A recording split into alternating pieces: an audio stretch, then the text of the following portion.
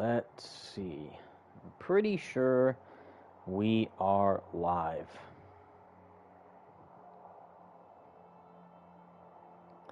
Gotta check everything first because sometimes the internet doesn't want to be my friend, but I think today it will. I'm pretty sure it's fine, but triple check everything. Let's see.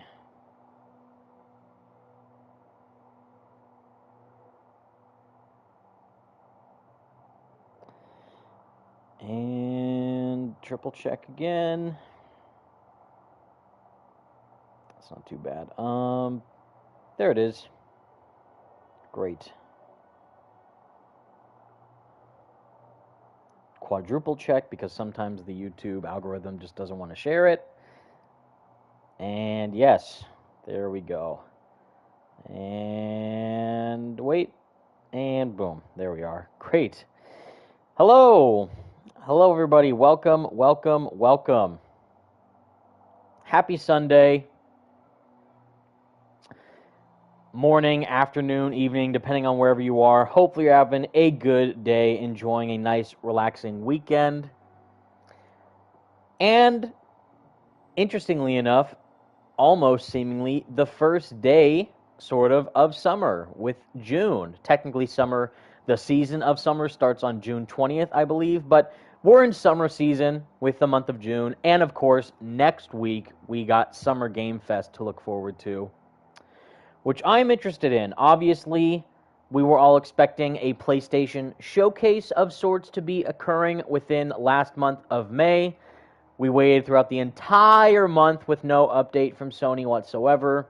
And at the very end, literally the day before the 30th, we got an announcement from PlayStation saying, hey, here's a state of play.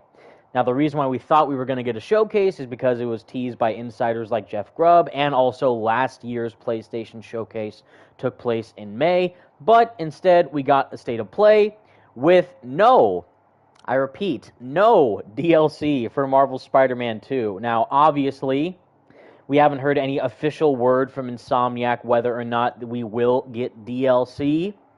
And, of course, before any of you keep spamming it in the chat, we're not going to talk about leaks, but what I will say is that those items, which if you know, you know, the things that were leaked could have very well more than likely have changed trajectory, because those plans were more than likely set up months, if not a year or so in advance before Marvel Spider-Man 2 released. And the main point is that anything can happen.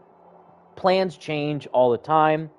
So the things that people claim to have been leaked, indicating that Marvel Spider-Man 2 DLC is more than likely going to happen, may or may not still end up happening, depending on what Insomniac's plans are for the future. With Marvel's Wolverine, of course, Marvel's Spider-Man 3, the massive hack that they dealt with may have changed the overall plan that they had in store for where they want to take the series, so they might have switched course in terms of where they want to take the game, what content could be added for the game, and of course what is happening later down the line, which we will be talking about throughout this whole stream, especially key moments, because there's a lot to dive into. I'm not technically heated per se, as in angry, but I'm very passionate about, obviously, Spider-Man, but mainly in this case for the game, the third act. We're finally here, Act 3, the Venom Symbiote invasion is about to occur. We're about to fight Venom, sort of. We're going to go to do the Scream mission. But there's a lot. There's a lot going on. And obviously a lot of people want to say, this was rushed and blah, blah, blah, and of course we've heard, little rumblings from people like Brian Intar saying that, the ending of this game, in terms of the development, may have not reached the quality bar that they wanted to expect, given how things worked for the first game, and maybe Sony slightly rushed them to release it in the fall of last year, given how that was going to be their massive tentpole first-party exclusive release for the fall season. I digress. What happens here is still very intriguing, where they take Venom in this game. As you obviously hopefully have seen in my Venom video, but also with how they're going to possibly, as the title suggests, bring Venom back in some potential way, which may or may not be what you think it is. And we're going to dive into all that within this stream. So welcome, everybody. How you doing? Again, happy Sunday. Leave a like, subscribe, share, comment, all that fun stuff. I appreciate it. Donate if you feel like. You don't have to, but again, it means the world to me that you even consider doing that. And we made it, everybody. We're finally here at the very end after weeks of streaming Marvel Spider-Man 2 every Sunday, going through the whole campaign. For my first New Game Plus playthrough, by the way, this entire playthrough hasn't just been doing New Game Plus just for the sake of it. This is my first playthrough for New Game Plus, and I wanted to do it for you guys. So I have been holding off playing this game just for you on the channel every Sunday. So I hope you've enjoyed this journey we've been on. And I've been very grateful that you guys have tuned in this whole time. So welcome, everybody. Luigi007, Supreme Prod, It's BB Cat, Liam Strefford, Red Hugs, DC and Marvel Fan 29, Michael Davis 2, my boy, Blazing Flame, Chocolate Ice 24, Havoc, Tay Programmer 17, Fofficog Games, sorry if I'm mispronouncing these, Insomniac Spidey Phoenix, UTV, my boy Ghosty is here, Josiah, and Jacob DreamWorks 921. Welcome, welcome, welcome. Hello, everybody. Hi, how you doing? We're going to dive into this right now, but of course, we got my boy Ghosty joining us as well. Thank you, Ghosty, for setting up a party. And I'm not sure whether or not Franco will be joining us for the big finale, but we will see, because there's a lot of interesting stuff to dive into when it comes to where the game is headed, what the story is going to be doing right now, and also, of course, the overall future of Insomniac's Spider-Man franchise, which I am very much looking forward to in terms of what the possibilities will be, in terms of where the story could go, but of course, the characters and the main narrative elements at play here when it comes to what's going on with Peter, Miles, of course now Venom, and what that spells out for the future of this franchise. But Ghosty, hello, bro. How you doing? I'm doing good. How are you? I'm doing pretty good. Last week was a bit busy for me, but I was able to put out a couple of videos. Hopefully you guys in the chat have been enjoying those. We've discussed, obviously, the recent State of Play. Was not a showcase. It was, in fact, a State of Play. And even though we should have expected it to not be there, it still hurts that no Spider-Man 2 update was there. But, as I mentioned in my yesterday's video, is that it seems like Sony is more than likely going to save a more traditional showcase-style event for the fall season of 2024, just like what we saw back in 2021.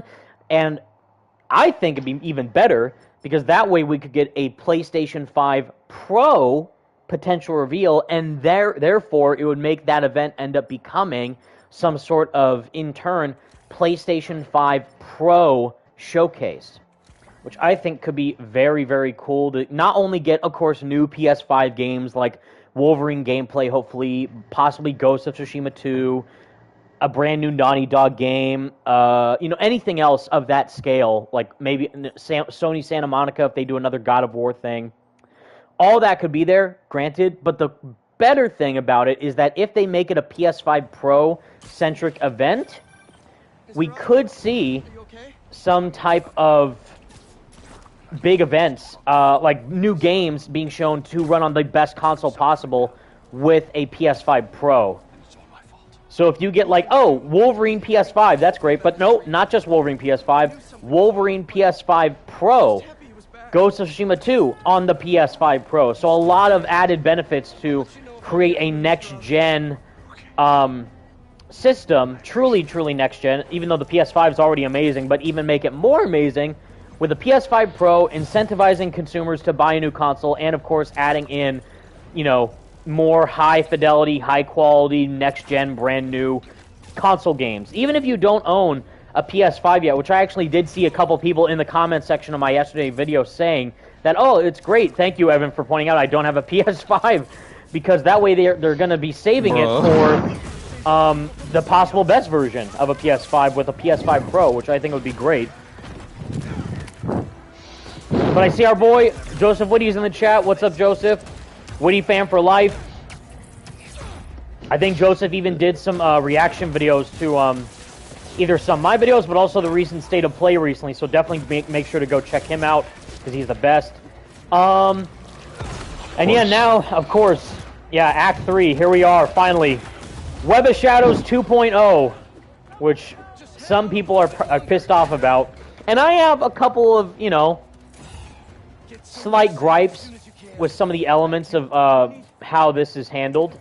This guy's having a wild day with this pose. I understand some of the conflicts that people have with this part of the game.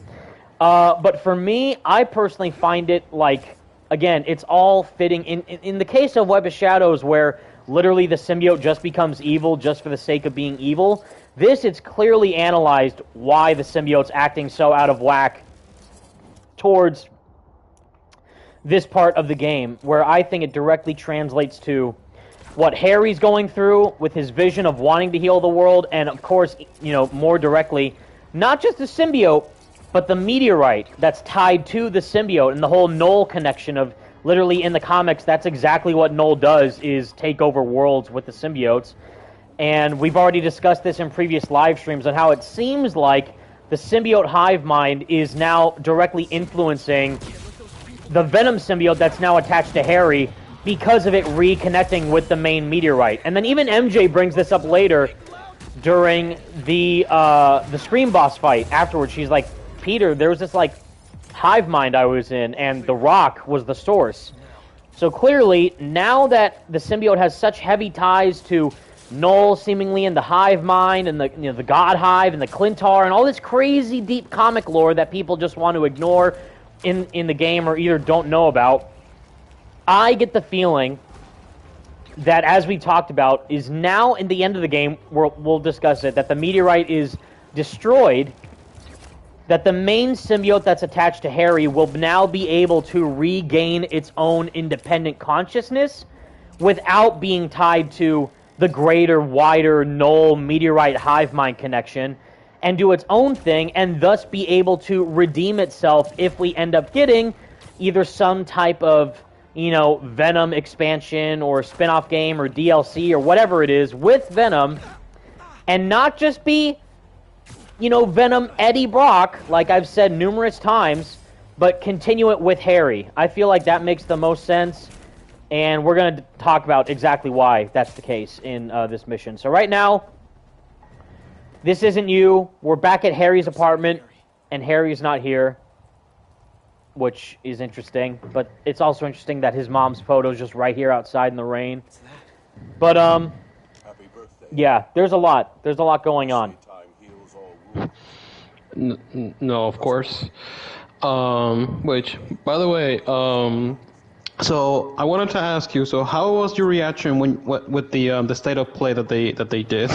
So, we all kind of expected it. I don't know about you, Ghosty, but we all kind of like, well, the fact that it was a state of play and not a showcase led me to believe that we weren't going to get any massive reveal. But of course, I did the one-on-one video saying there's a chance that it could be there, but more than likely, if it is going to show up, we could get it either at Summer Game Fest or, again, a fall PlayStation showcase. So when I was watching it, I was like... And another thing is that the entire presentation got leaked like a couple hours before the event happened. So when that leaked and then there was no inkling of DLC for Spider-Man 2, it's like, that makes sense. Because in all reality, a state of play does not justify a major, you know, DLC expansion-esque reveal for Spider-Man 2 to be there, since it's more smaller scale stuff. But what I found odd is, well, on the bright side, let's start with the good news at least. Marvel Rivals is coming to PC. No, console, sorry. PS5, in yeah. July from, what's it called? You know, PS5 and Xbox is Marvel Rivals is coming, and with a beta in July.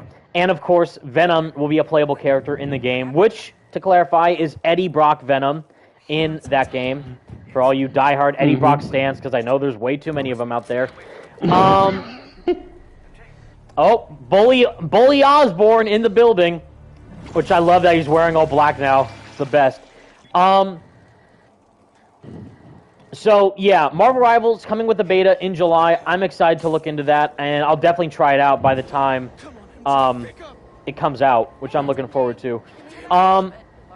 What I'm more blown away by is the fact that the beginning of the State of Play opened with full-on discount knockoff Guardians of the Galaxy with Concord. Oh, yeah. Now, I don't mind that they did that because it's like, oh, if it's a game or whatever, you know, that's trying to be like Guardians with the MCU-style comedy writing, that's fine. And we already knew a lot about that game before it was revealed. Like, it was already confirmed that it was going to be a multiplayer 5v5 game. So I don't know why people were kind of like shocked when they revealed what that was. And it was exactly what it was advertised to be. Like, what? It's a 5v5? Yes, because that's what they confirmed it was going to be. What I'm more shocked about is that they're even deciding to do that game genre at all. Because they're just pretty much making a full-on Overwatch clone. Not only with Marvel Rivals, but also with Concord. So when they showed that, I'm like, okay, you're just doing Overwatch again. Just to chase that trend. So it's nothing really innovative in that sense. But, you know, it is what it is. No. I also love seeing the scene, by the way, with Peter in the black suit and Harry in his own black suit. Like, ooh, it's gonna be good. Ooh, no, but like, the only, like, I guess, like, the only good thing that came out from that presentation is Astrobot. That is true. Astrobot looks amazing. And anyone who doesn't, like, anyone's like, we need more classic mascot games, like, you know, Sly Cooper, which I need a new Sly Cooper in my life right now, by the way. But, you know, like, Ratchet and Clank, we just got Rift Apart. Jack and Daxter, Crash Bandicoot. If you are saying that and you do not buy Astrobot, then I don't know what you're doing. I'm going to buy that game day one, because I loved Astrobots. I actually have both. I had the Astrobot VR Rescue Mission game on my PS4. I played that because I own a PSVR headset for the first, the first PSVR headset, and it was really good. And then they did the Playroom game on PS5, and it was phenomenal. So now they're doing a full, completely length, full-scale Astrobot game, and I'm looking forward to that. So hold on, before you say anything, look at this scene right here, and we're going to pause when it gets to the point, like, because there's so much to talk about here. Harry, by the way, like, going off. I love it, a thing, because he doesn't only want to be viewed as a thing, like an object, the symbiote, but also a thing to be fixed, because he's seen as weak, which adds into the whole sickness thing from Harry and his anger. So here we go. We are Tony Todd, baby! Venom. Okay, I'm pausing it right here. So you're telling me that we have an 18-hour long length, full-on, Spider-Man 2 game with Harry as Venom. And the entire point of this game is the build-up to him becoming Venom. That's why in the first Spider-Man game with Doc Ock, no one was complaining about, oh my god, we got so little time with Doc Ock when he becomes Doc Ock. No one was complaining about that in the first game, because everyone understood the entire point of that game was that while Mr. Negative was the main villain we fought throughout the whole game, Doc Ock was the main villain in the background, building up his character and all this with him becoming Dr. Octopus, right? And that's the whole point why that game feels so well fleshed out, because it builds on to Doc Ock and Otto's character. The same thing kind of happened with Tinkerer and Miles' game, but you didn't get that as much with Tinkerer because they just had to speed run through it since it was a shorter experience. But it still worked for what it was. It just would have been better if it was fleshed out more. The whole argument of we got barely any Venom in this game makes zero sense because it follows the same exact pattern as the first game, where you get the point with expanding Harry and Peter's relationship and all this. So, and then the buildup of him, becoming from Harry to Agent Venom to then Black Suit Spider-Man to then full-on Venom right here, which, by the way, this shot is phenomenal. Like, this is wallpaper material, seeing this, like, Venom twice the size of Peter and MJ just towering over him in his house. is the sickest thing I've ever seen. You're telling me that Harry had this entire arc of him coming to terms with the symbiote and saying, we are Venom. And you're telling me that you want now Eddie to come into the picture and become Venom? What are you talking about? Like, I don't understand what people mean by that. So then, if Eddie were to somehow be introduced into this universe as a Venom, it would then not only completely undo everything that Brian and Tar and everyone at Insomniac and Marvel have said about, we love Eddie, but we're doing our new own individual take on the character. This is our Venom, and we're telling it our own way. And also having Harry himself say, we are Venom. If you then introduce Eddie to then make him Venom, then that would just ruin the entire point of Harry getting to this point of the game. And also, that would, again, undo the whole thing about what we talked about in other live streams, is Eddie, or Brian Intar saying, Venom is the equation of the host plus the symbiote. That equals Venom. He's totally right. So then if you get Eddie to then say, oh, we are Venom, then what does that mean for the symbiote and Harry and everything that they went through? That just completely undoes everything that they did. It would pretty much, what I'm saying is, it would make Harry being Venom completely pointless. It would make Harry as Venom completely pointless if they somehow, out of nowhere, introduce Eddie, who in this universe of Spider-Man has only been introduced through minor Easter eggs with the backpack, with the Daily Bugle goodbye card, and I think in even the Miles Morales game, on the website where there were like, before the game came out, I remember because I did videos about it, there were articles, like fake marketing-made articles about Daily Bugle photos, I think. Exactly, like the Daily Bugle website for Miles Morales showing, here's Roxxon, here's what Roxxon is doing. And then you see Eddie Brock. It says photos by Eddie Brock. So he's still in-universe working at the Daily Bugle with Jonah, presumably, and also Mary Jane. So, and, the minor thing in the Easter egg with the backpack with Eddie saying, it was great working with you, Peter. Like, I loved working with you, Peter, from Eddie in the goodbye card. So we don't know enough about Eddie and Peter's background in this universe to then say, you know what, we're going to make a standalone Venom game or a Venom DLC or a Venom expansion, whatever, to then introduce an entirely new version of Venom that wasn't even referenced in this game, when you have an entire story with Harry being Venom right here. So my point is, why would you do a complete 180 and completely invalidate everything you've said for the past 5 years to then backpedal and make an entirely different character Venom? I get it. Eddie Brock is Venom, and I brought this up in my Venom video. The reason why so many people like Venom in the first place is because they like Eddie Brock as Venom. You can't just do Matt Gargan is the best Venom, Flash Thompson's the best Venom, Lee Price is the best Venom, whatever. Anti-Venom's the best Venom, all this nonsense, right? There's a reason why people like Peter as Spider-Man and Miles as Spider-Man, right? They like the character underneath the costume. So the same thing with Venom. They like the host underneath the symbiote. A lot of people relate more and like more Eddie to Harry. It makes zero sense in the context of this game to then do Harry as Venom, or Eddie as Venom instead of continuing off of Harry. That's my point. I'm sorry. I just had to pause the game to just get that rant out of the way, because some people would just want to say, ugh, my God, I can't believe that they washed Venom so poorly in this. It should have been Eddie. It's like, that's the exact opposite of what they're doing. If you just want Eddie as Venom, go read the comic, go watch the movie, go play Ultimate Spider-Man, go play Web of Shadows. This is different from that. So now, if you are to bring Venom back, having Harry become more of the classical anti-hero Venom that people know and like is more fitting than just having Eddie come out of nowhere. And now we got MJ's Scream, which is a totally shocking twist I was not expecting. And this whole fight. And yeah, the whole fridge thing is...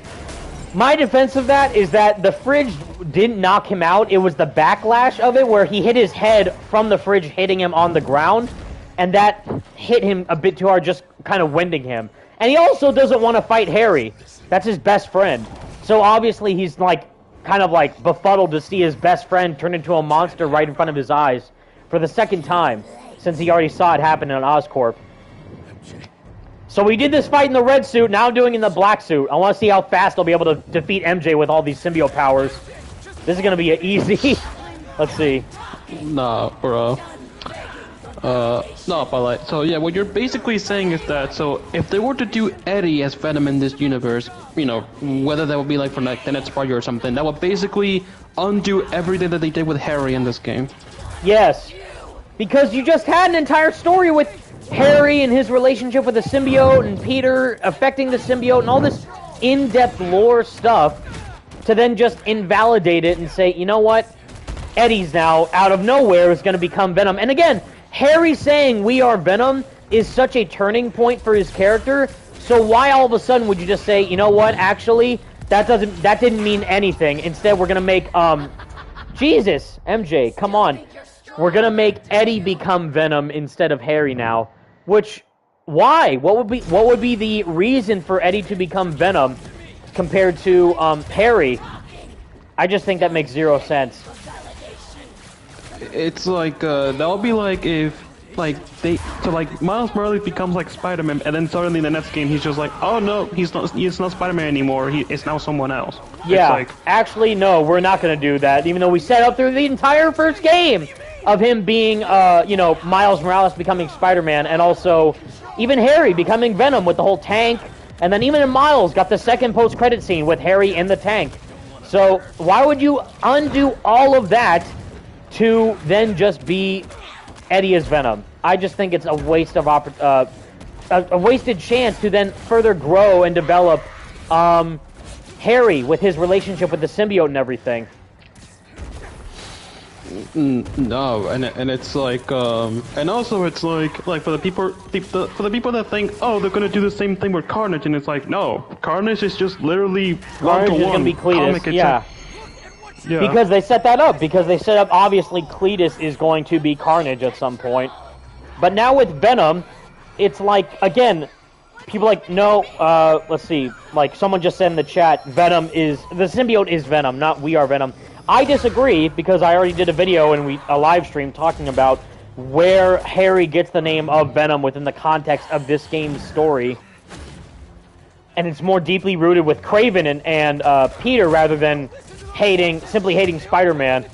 But it's more rooted into what happens to the symbiote while it's fighting Kraven. Mm-hmm. Where are you going? Let's see, MJ, chill out. So this fight is interesting for a couple reasons. So first off, you know, no one expected MJ to become Scream in this game. I like the concept of it. I just wish that instead, obviously, we got more time with Peter fighting Venom multiple times and realizing he's not a match for Harry with the symbiote, and then he realizes he needs like an upgrade to be able to go against Harry as Venom, and that's why he ends up getting the anti-Venom symbiote instead of it just coming from Miles and Mr. Negative, which is awesome. But instead of like fighting Scream, it could have been like, again, we talked about having the opportunity to first fight Venom right after he kills Kraven, and then see Peter and Miles fight him in Times Square and realize, oh my god, we're no match for this monster. So instead of that, they'll see, okay, now we need a leg up against Venom to fight him, but not kill Harry because they like Harry. So there's so many layers going on with, like, you know, the symbiote invasion, the meteorite, the Clintar, and everything. But I like what they do with the main reason why I like this fight a lot is because you would think, oh, why doesn't MJ and Peter, why doesn't their relationship falter more after Peter gets the symbiote? Similar like what we saw with Spider-Man 3, where, you know, Peter straight up hits MJ, and she doesn't really know what's going on with the symbiote. She just sees Peter's acting crazy. and that kind of hurts their relationship, and because that's a consequence of Peter overindulging in the power of the symbiote. So because of that, it adds more of a repercussion for Peter having the symbiote for too long.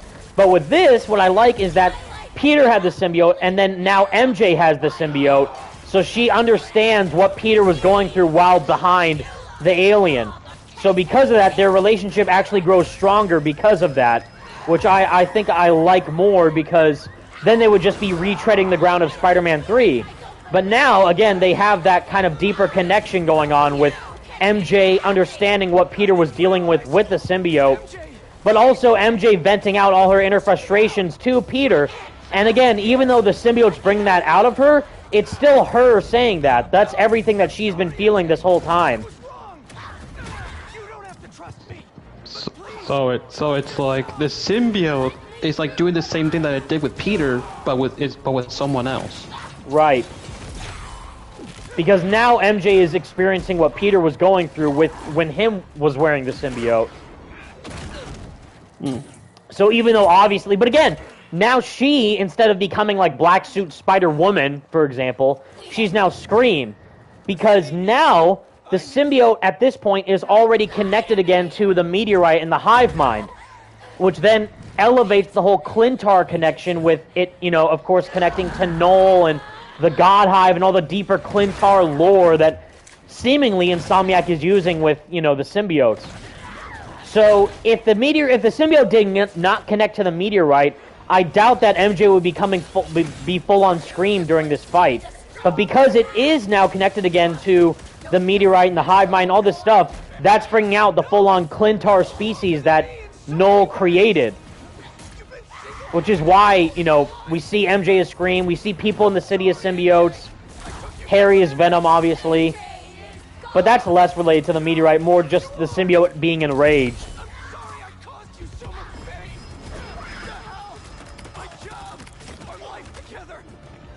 By the way, Yuri Lowenthal's acting in this whole boss fight, madness.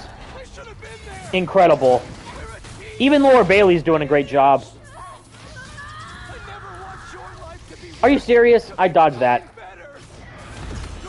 I dodged that too, come on. Where are we gonna give Yuri his flowers? When? Where are we getting him in his next award? I'm serious, come on. Please. He needs some type of validation, just for once, please. They can't keep doing my goat like this.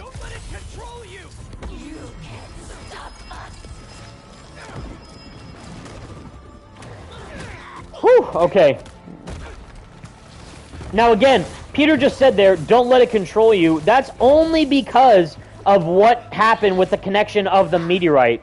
Before this, everything that Peter was doing when he was fighting Kraven, fighting the Lizard, you know, fighting the Hunters, all that was all the inner frustrations that Peter was feeling up to that point. Fighting Miles? Fighting Miles, exactly.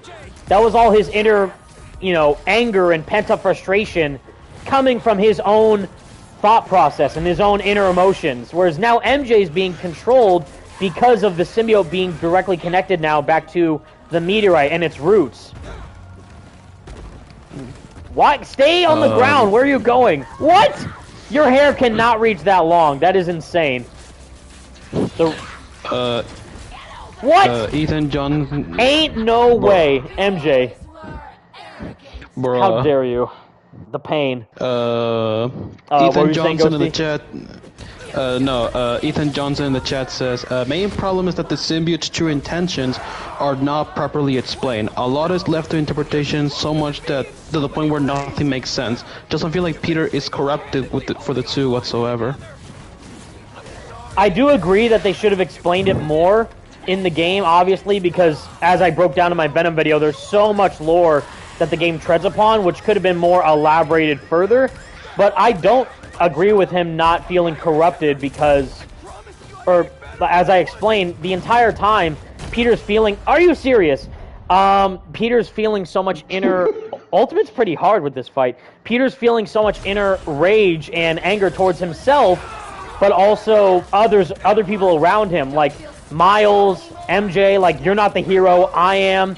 And Miles, like, you know, you're in the way because he's, like, feeling Miles is just trying to replace him because, again, even though he wants to be Spider-Man, he's still feeling, like, the pressure of trying to balance his two lives. Like, going back to what Aunt May said, balance is a process. So it's all feeding back into all the inner pent-up rage and anger and despair that Peter's been feeling this whole time.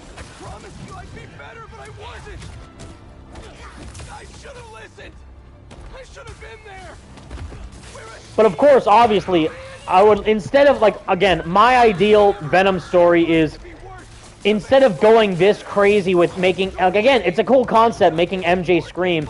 The cool thing about Venom is that instead of doing, don't you dare. Okay, I thought I was gonna die. The cool thing about Venom is that despite him being such a massive character, his goals are pretty, like, not one-dimensional, but, like, pretty obvious and straight to the point. Is that he just wants revenge against Spider-Man. But again, that's Eddie Brock as Venom instead of Harry. So he's such a massive character, but his goals are such small-scale things. He's not, like, even, again, what Bill Roseman said, he's not trying to rob banks, he's not trying to take over the world, he wants to kill Spider-Man. That's his main goal. So even though he's this huge alien entity, he doesn't have those huge aspirations. He's very short-sighted almost when it comes to what he can do with his entire gift and his power, which is why later Eddie becomes the Lethal Protector to kind of change up on that whole, you know, notion of him not being a villain, but instead trying to do good in his own way. But again, that's all Eddie. That's all Eddie stuff, not Harry. The entire point of doing Harry as Venom is to not make him feel like Eddie at all. So, I don't know.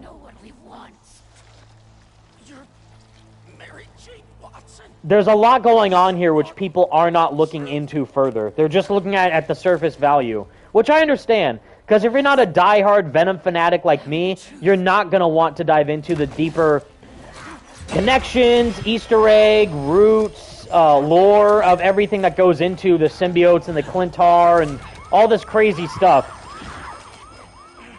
But for what I'm seeing is that this is just the beginning of what Insomniac wants to do with the symbiote. And more importantly, which people aren't taking into consideration for some reason, is the entire connection that Harry as Venom has with Norman. And Norman eventually will become Green Goblin in Marvel's Spider-Man 3. More than likely, you know, going on with Harry, you know, wanting revenge against Spider-Man for hurting Harry and putting him into a coma. Okay. So with all that, I feel like in the future, because Norman is angry at both Peter and Miles for putting Harry into a coma, even though he's not dead, he's still alive, even though, yes, he's in a coma, he's not dead fully. I think there's more to explore there with Harry then eventually gaining control of the symbiote, and then instead of, you know, becoming pretty much like a Null minion, like carrying out Null's will with spreading the symbiote throughout the city and the world, he'll then gain more independence and confidence to use the symbiote to actually heal the world in his own way by helping people, like what he was just saying during that cutscene with Peter. Like, you must feel so tired every single day trying to help people. Well, guess what? Harry could do that now on a greater scale by actually using the power that he has as Venom to become the Lethal Protector that people know. It's called character development. I don't understand why people are so blind to this. You can grow the character that you've set up in a deeper way. So right there what MJ said, I saw you.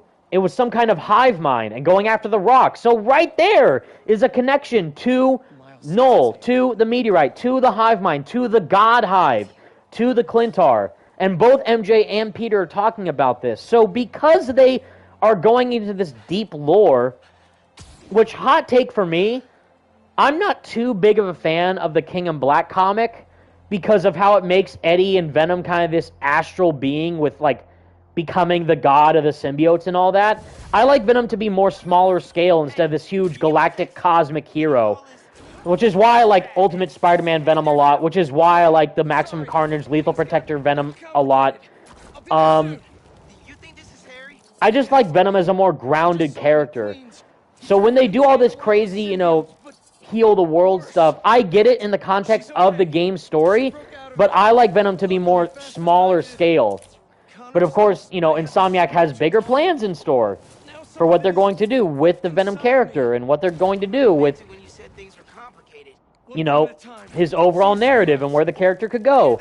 But because Norman has already seen his son as Venom, why on earth would they scrap that and just say, oh, you know what, Eddie's Venom now? Instead of further building that relationship and that dynamic, it's like, well, wait, Norman is mad at Peter and Miles for putting Harry in a coma. Yes.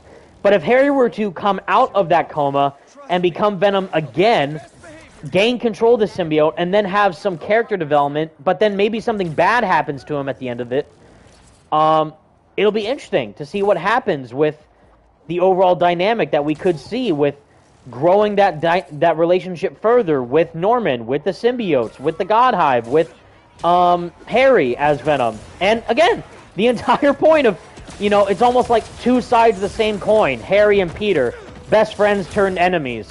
Him becoming Venom. And yes, him gaining control at the end to then seeing, helping Harry cure himself of the whole symbiote thing and him not wanting to be Venom anymore. But again, I think that more relates to the meteorite than the symbiote itself, because the meteorite is the one controlling all the symbiotes in general. Alright, I'm back. What did I miss? Oh, you were gone for all that? I was just ranting about, again, just keep Harry as Venom instead of Eddie. I just don't see a future. And now, would I like Eddie to be introduced in these games? Sure, I think it'd be cool. But again, there's so much more to do with Harry and his character rather than just scrap everything they've done for the past 5 years and just now introduce Eddie. I just think that makes zero sense in my opinion. So like, would you like to see Eddie Brock as a character, but not as like a main character in these games? I think, yeah. Again, him as a character could be cool, for sure. And if they want to make him Venom, at least make it make sense. But my ideal vision, if you've done all this with Harry, then it would be way more fitting to build upon that foundation instead of just getting rid of it completely. Yes, exactly. Julian Torres, great comment. It would be awesome if Harry would be Agent Venom. To build on that, what if he becomes Anti-Venom? Because my theory is that since the symbiote is disintegrated in the end of the game, but Harry's alive for a reason. If you want to hit the point home harder that Norman is going to become the Green Goblin because of what Peter and Miles did by putting Harry in a coma, wouldn't it be more impactful to instead kill off Harry instead of just keeping him alive? So because he's still alive, that tells me that they have more in store for his character. And even further, how is he alive? Did anyone ever stop to think, how is Harry alive in the first place? Because even though he got, knocked out and everything, and Peter cured him with his anti-Venom symbiote, if, in theory, the entirety of the Venom symbiote was destroyed by the anti-Venom symbiote, how is Harry still breathing? The entire point of him being alive is because the Venom symbiote is keeping him alive. So if Harry no longer has the Venom symbiote, how is he still in a coma by the end of the game? In theory, that would mean that he should be dead by the end of the game if there's no more Venom symbiote to keep him alive. So my theory is that the Venom symbiote is still inside of Harry, but it's still in small particles like what we see with Peter right now, where he's going to become anti-Venom, where he has little bits of the symbiote left inside his bloodstream, similar to what we saw all the way back in Ultimate Spider-Man. They did the exact same thing with the Ultimate Spider-Man game, where Venom, the Ultimate Spider-Man game is so goddamn good, you guys, you don't understand. But anyways, the whole cool aspect of that game is that the Venom symbiote in Ultimate Spider-Man is still inside of Peter by the time he gets it off of him. And with Eddie, the whole time, is he doesn't have full control of the symbiote. He's still acting wild as Venom because not all of the Venom suit is on him. There's little bits of it left inside of Eddie, and inside of Peter, and they're still trying to rebond with the main symbiote that was on Eddie. So that's why it's so cool when they fight, when Peter and Eddie fight in Ultimate Spider-Man.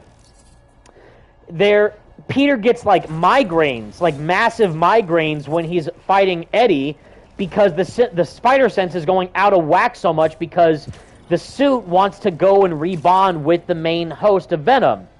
Which is such a cool idea, that Venom is such a massive threat that Peter's spider sense, instead of not detecting Venom, it actually does detect Venom, but it goes off the walls insane.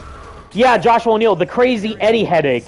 I love it. Like, it's so cool. Like, Venom is such a big threat that Spider-Man's spider sense actually hurts him while fighting him. That's such a cool idea. But, with this, again, with particles of the suit more than likely still left within Harry, Peter could then transfer the remaining bits of the anti-Venom symbiote that he has and remove that in order to give it back to Harry in order to cure him and get him out of his coma. I think that would be awesome.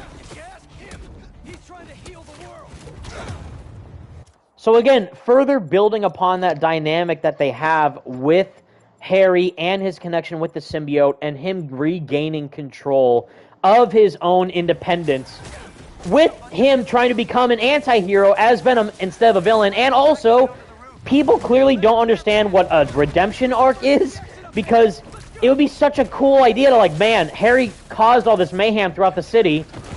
Now, realizing the harm he's done, he could instead try and redeem his actions if Carnage comes into play and causes even more chaos throughout the city by turning even more people into symbiotes. And then Harry, realizing that that was wrong and is out of control, would then have more of an opportunity to say, you know what, no, I want to save people from this happening again. Which is another cool parallel between Cletus becoming Carnage and Harry becoming Venom, because Harry did all this seemingly unintentionally, because it was the symbiote being controlled by the meteorite and the hive mind and everything, and potentially Null, which then all leads into the symbiote invasion. But Cletus, he wants to cause the Crimson Hour in this game. He's meaningfully and purposefully trying to cause chaos throughout the city.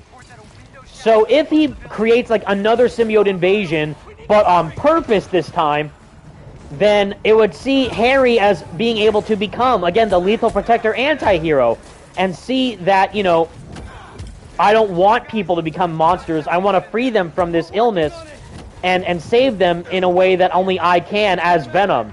So if you're just gonna introduce Eddie out of nowhere with no connection to, you know, Cletus or the symbiote or even Peter, what's the point? It would not. What is the be point? The same. It would not be the same at all. Exactly. So like, so basically, like Harry Venom or Agent Venom versus Carnage, perhaps. Well, what I'm thinking is that we could see, and this is the cool thing, and Comic Blast Keenan and I talked about this in one of our videos, is imagine this.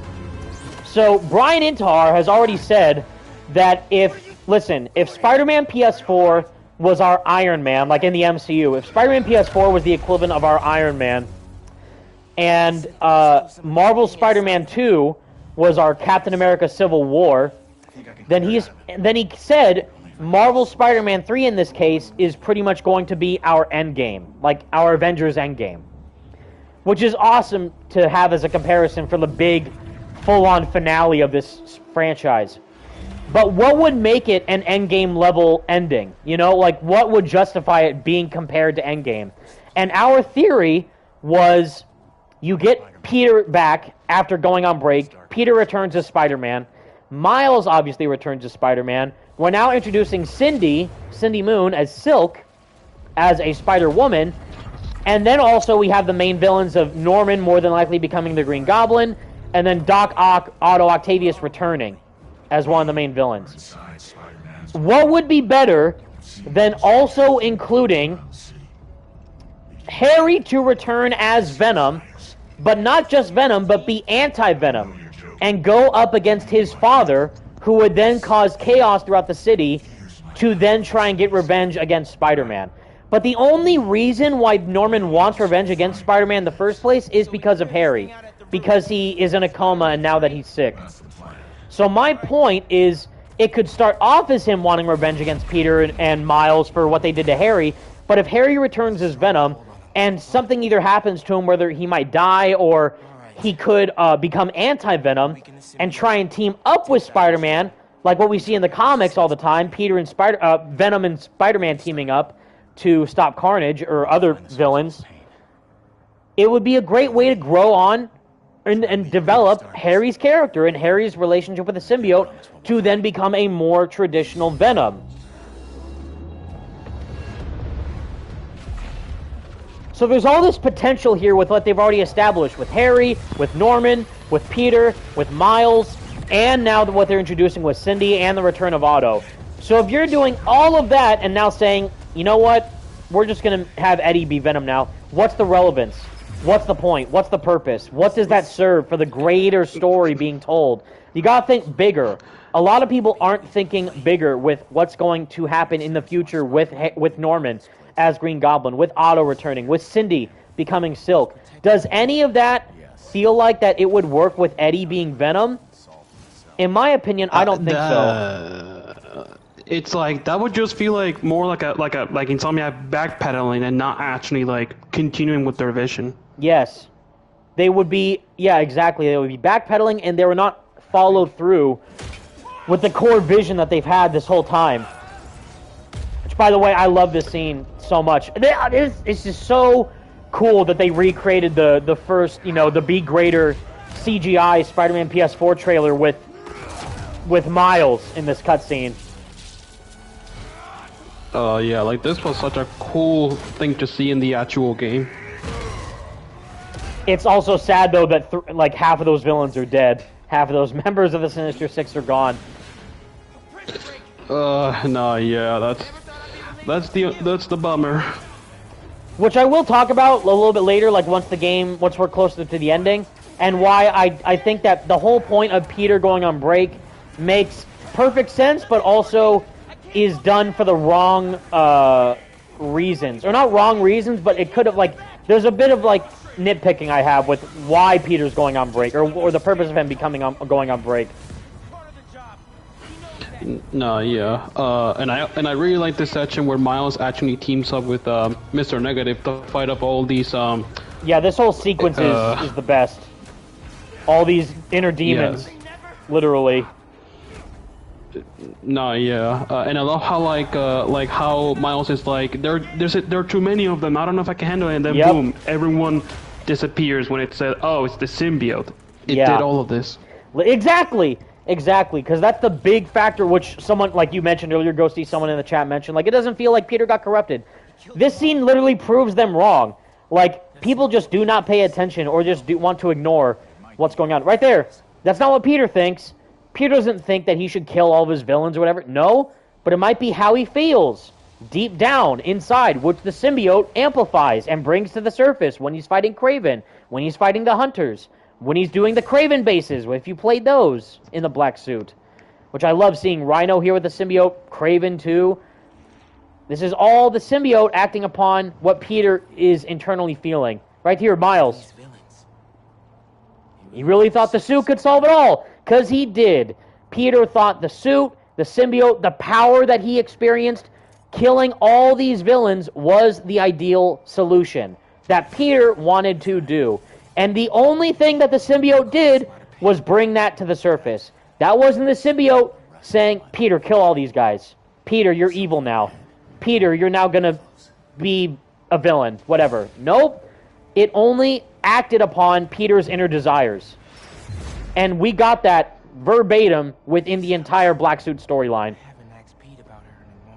And right here, the whole core is Aunt May. The entire time, Peter in this game is struggling to cope with Aunt May's loss.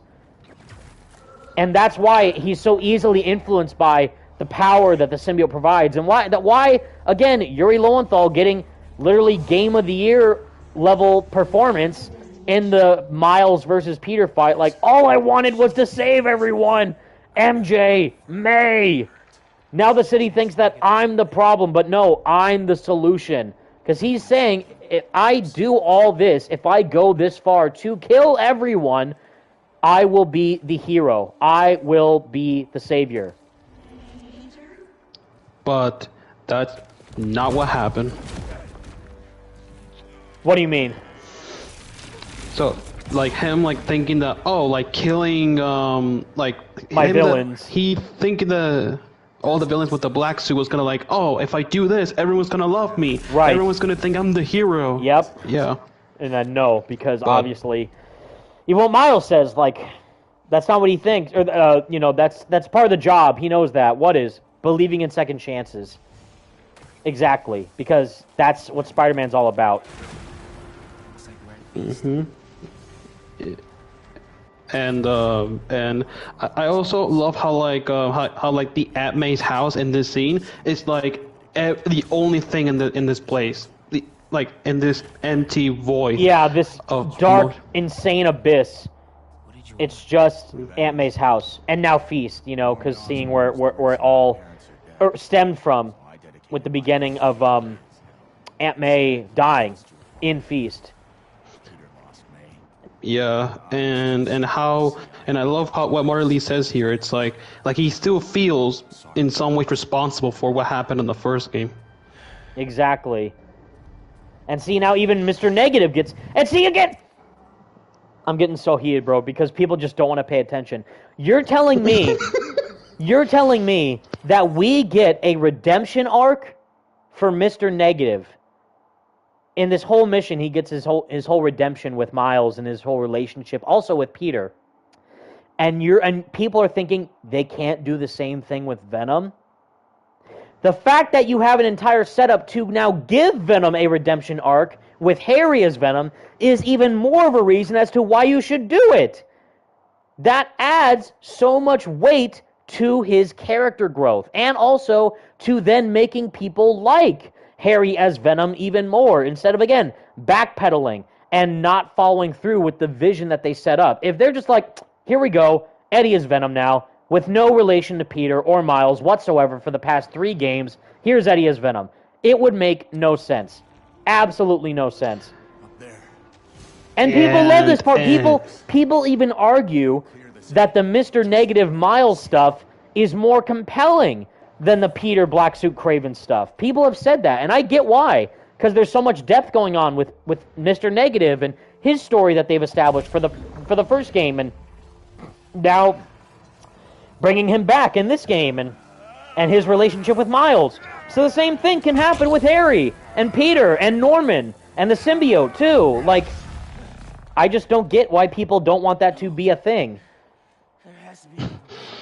It's like they're completely fine with Mr. Negative, but when it's like Harry Osborn like having a redemption arc with Venom, they're like, nah, no, we're not allowed that. Nah, just give me Eddie. Just give me Eddie for no reason, with no build-up to his character, minus a few Easter eggs. Like, what?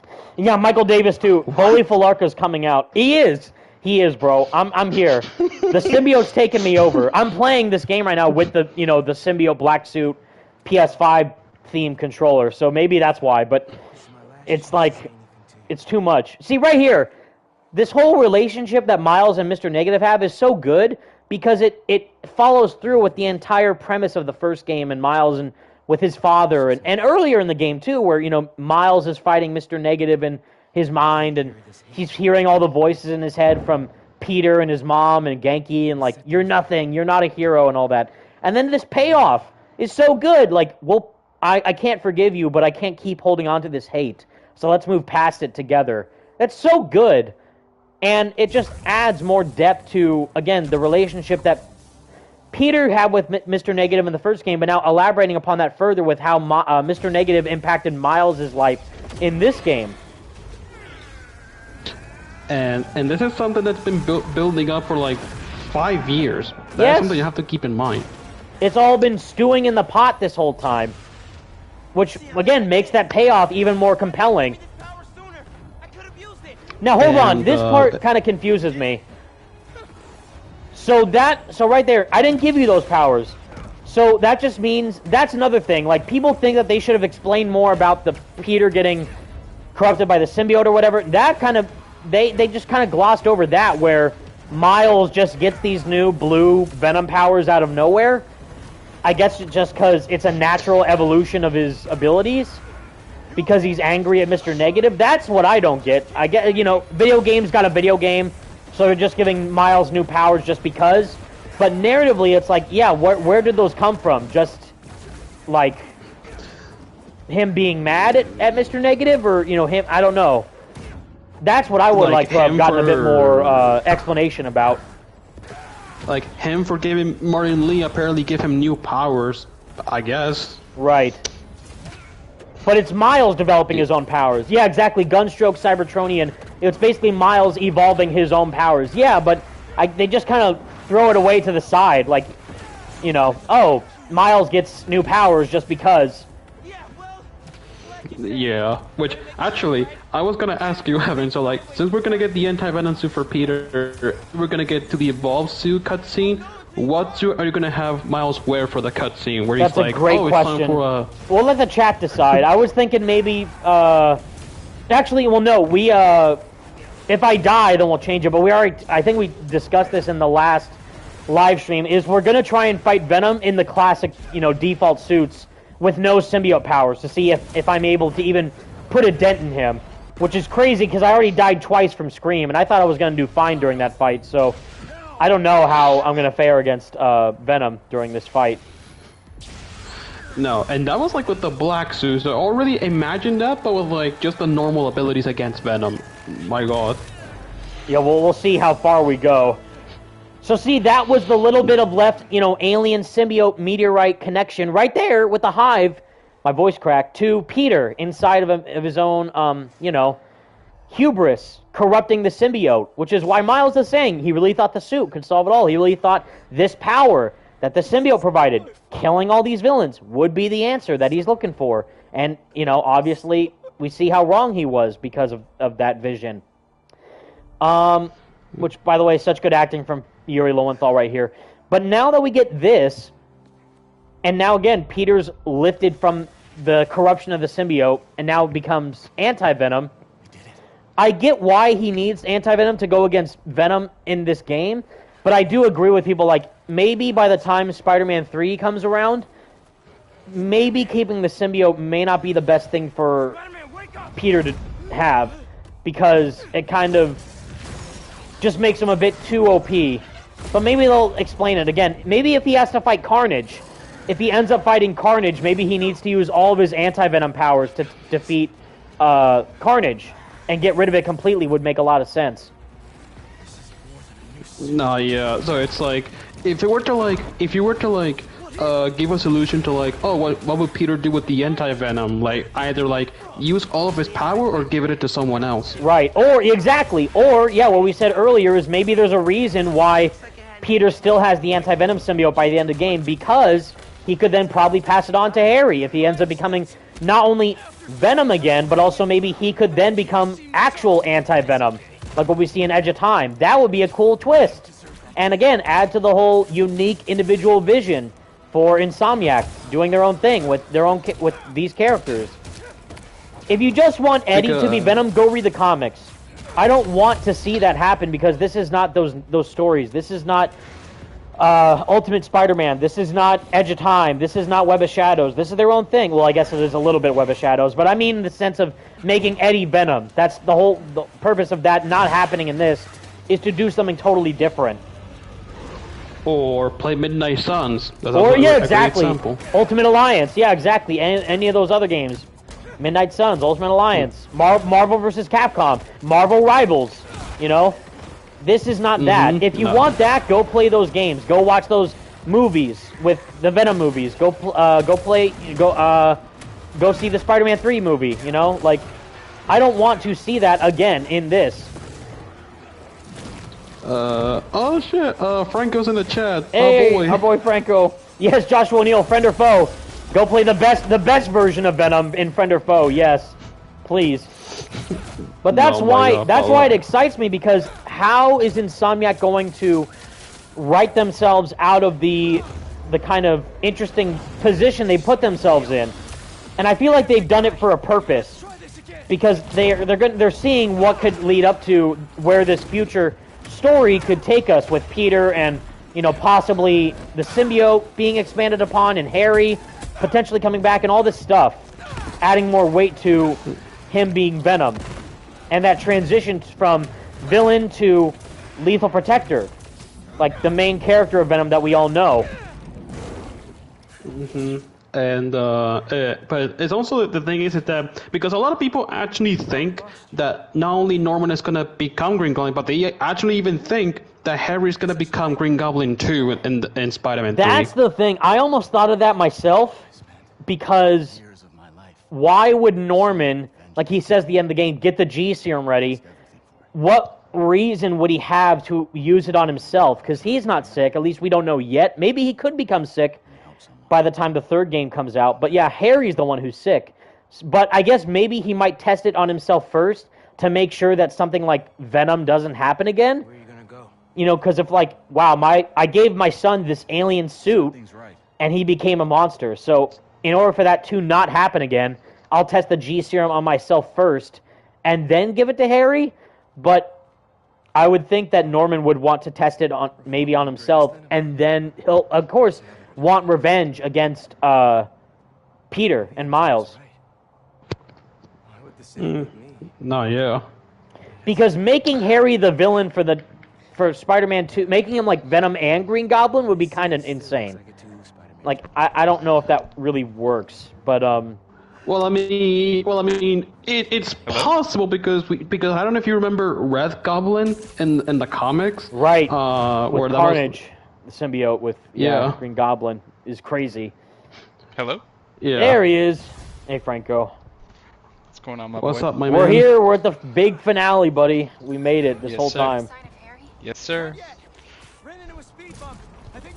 We are here with Peter getting the anti-venom suit, Yes. Hell yeah.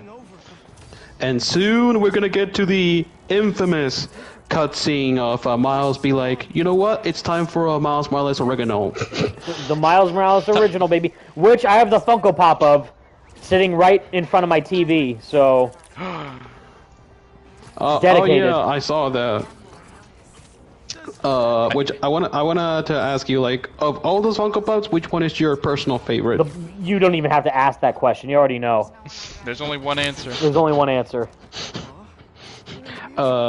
Evolves to Miles. I'm just kidding. Yep, absolutely. The Miles Morales original, baby. Best suit in the game. No, it's Bully Lowenthal. I also Hell yeah. the main reason why I love the Bully Lowenthal Funko Pop the most is because the pose that he's in is the pose that where it we saw it for the first time with the you have no idea. That's the pose he's in, which is sick. Oh, that's awesome. I see the cool thing about this, and by the way, I don't do any of these nests as Miles, because this is Peter's mess that he has to clean up. Yeah, I did those as well because it's like it just makes no sense whatsoever to do those as Miles. It's like Yes. what could he do to freaking like make those disappear? Nothing. Plus, the entire point is now Peter has this anti-venom symbiote to go against these symbiotes. So why would you just have Miles do them for no reason? I was also going to say that I like to do them after you go meet Harry as Venom in the lab, because then that's where the whole Web of Shadows 2.0 happens with the whole city symbiote tentacle invasion. And then the symbiote nests make more sense to defeat them when the city's completely encompassed in symbiotes. Yeah, I agree. Woo! But Franco, for you, now that you're here, we were talking earlier about, like, if they bring Venom back, why would they do it to Eddie? I feel like there's so much more to explore with Harry as Venom rather than just doing a 180 and just making Eddie Venom instead. No, I agree with you. Like, I don't know, it makes no sense. Like, you built up from the first two games, and then leading into this with Harry and the symbiote, and then you just toss all that to the side and say like, oh, never mind, we're gonna give in to the fans and we're gonna make it Eddie instead. Exactly, and it totally defeats the purpose of what Brian Intar said several times. Like, we love Eddie Brock. This is our own version of Venom, and you know, we don't want you to play. we don't want you to play the comic book. We don't want to tell the story from the comic book. We want to do our own thing. So then, yeah, backtracking and say, you know what, go play as the, you know, one-to-one comic Eddie, who's had zero full-on, you know, connections to Peter outside of the Easter egg in the backpack, makes zero sense. Yeah, like no build-up, no character development. Yes. Nothing. And people's arguments are like, the argument that makes zero sense to me is like, well, they reference Sandman in the backpack, they reference Lizard in the backpack, why not they can do that for Eddie with the backpack? It's like, and because we fight, you know, Sandman and Lizard in Spider-Man 2. Maybe because the main villain of the main game isn't just a side character, it's actually a full-on character they set up 2 times with Miles' game and Peter's game to be Harry instead of Eddie. Maybe that's why. Like, I don't understand what you're talking about. Like, I don't know. That argument just falls flat, in my opinion. It's like they will find literally any excuse to just be like, but we want Eddie. We don't like Harry. It's like, bro. So then tell me this. For those of you in the chat who want Eddie, how would introducing Eddie benefit the story that they're telling? With Norman, with Harry being in a coma, with Miles becoming the quote-unquote main Spider-Man right now, with Silk being introduced? And Peter taking a break. And also, even further to the point of why they should bring back Harry, because Peter is trying to rebuild the Emily May Foundation. So what purpose would Eddie serve in the story if he were to be introduced?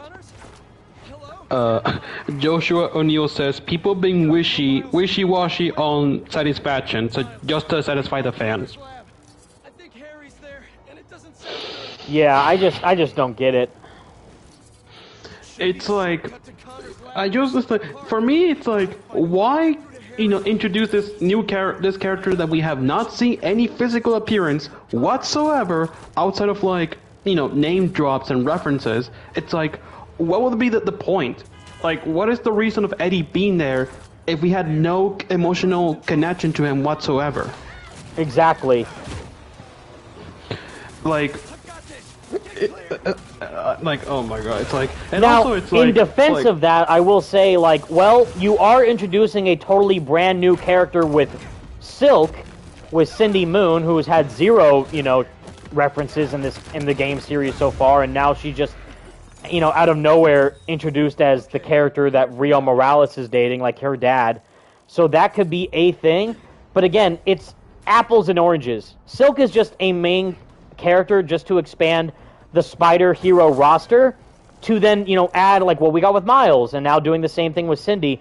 And even then, we don't know for sure 100% whether or not they are going to make Cindy Moon become Silk. Maybe she's just going to be a cool side character that they have in the next game. But ideally, I would think that they would want to introduce Silk for a Spider-Woman for gameplay. So you got Peter Spider-Man, Miles Spider-Man, and now you got Cindy Moon as Spider-Woman, just to flesh out that play style more. So that is one thing I understand. But again, apples to oranges. You can't have an entire 18-hour length story of Harry becoming Venom. And same thing with introducing Harry in the past 2 games, teasing him as Venom, to then just get rid of that completely and do Eddie Brock.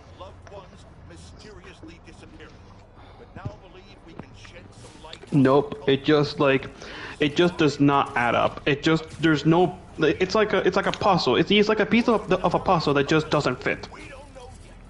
Right.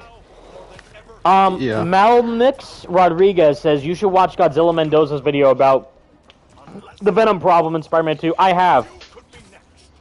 And I get where he's coming from, and I understand the arguments. But again, as I broke down in my own Venom video, is that there's way more depth here that people either do not pay attention to or have not realized the narrative potential of.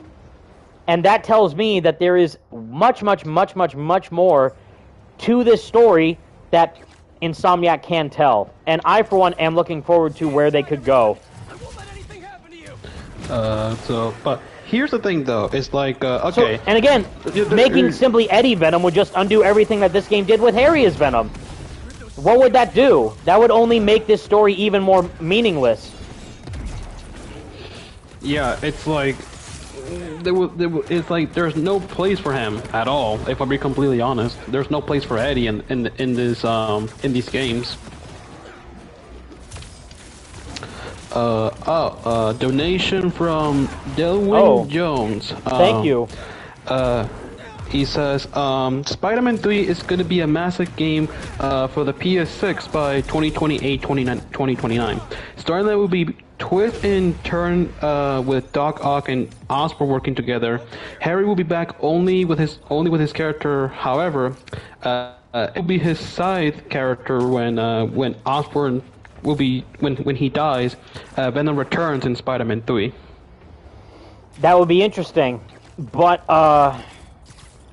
it's going to be really interesting because if Spider-Man 3 is the big finale of the series, they're going to have to do a lot to, build up the transformation of,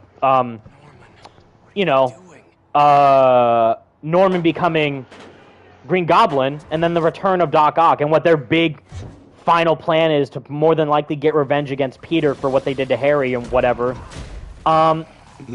But if Peter dies, I'm going to cry. Like, I'm going to be so upset if Peter dies in the third game. But thank you for the £20 donation, Delwyn Jones. That means so much. Yeah, I think, and also to add on to that, it'd be, by the way, hold on, Tony Todd's acting right here. We are your son. Come on, bro. Every line he says is gold. So, okay, we are your son. Yeah, Venom. So you're going to invalidate everything that they just said now by making Eddie as Venom? When you just said that, I don't understand, dude. I'm getting heated. But anyways, yeah, I think Spider-Man 3, if Spider-Man 3 comes out in 2028, ideally, since it took 5 years, for 1 to 2 and then 2 to 3, if it comes out 2028 at the earliest, I think it could be a cross-gen game between the PS5 and, yeah, potential PS6, which I think would be cool because then be like, wow, what could the PS6 do for a Spider-Man game, which would be crazy. Another reason why I'll never hate this game is because this is the first ever next-gen Spider-Man game of all time. The first ever PS5 exclusive. Like, you have the remaster, sure, for Spider-Man 1, then Miles is on the PS5, but that's a cross-gen game. This game was made specifically for the PS5 in mind. And same thing with Marvel's Wolverine. And Wolverine, exactly, yeah. So seeing what they do with, like, especially with the Sandman fight and everything, like, that's just incredible. Yeah. No, but like, I was actually gonna say, so like, for Spider-Man 3, it's like, so what is gonna be the solution for Harry? Like, will they actually bring him back as just Harry Osborn, or actually bring him back with the symbiote? That is like the one thing that we're questioning. That's what I'm saying. Like, there's so many opportunities and angles that they can go to, like what we mentioned and what we will mention at the end of the game. But it's so many opportunities where Harry is in a coma, but he's alive. If they wanted to make the whole thing about kill me, Peter, I can't control the symbiote, and then kill him fully, then you would think, yeah, Norman would definitely hate Spider-Man more if Harry's dead. But he's alive for a reason, I feel like. And there's so many different ways that the symbiote can return. You got Carnage, obviously, coming into the fray. So Cletus has a symbiote on him, so he's probably going to become, a symbiotic monster at some point. You got, hopefully, what I'm thinking is that there's particles of the symbiote left in Harry's bloodstream, just like there were for Peter, keeping him alive. And then symbiotes in the city. Now, that's the thing I don't get, because the whole point of the ending is that you destroyed the you destroy the meteorite with the particle accelerator, and that completely demolishes all the symbiotes left in the city. But if you free roam in the game, there's still symbiotes that will fight you in New York. So I don't know if that's canon, or if that's just like gameplay semantics, where it's like, yeah, you can just fight symbiotes as random crimes now, just for fun. We don't know if there are still lingering symbiotes in the city.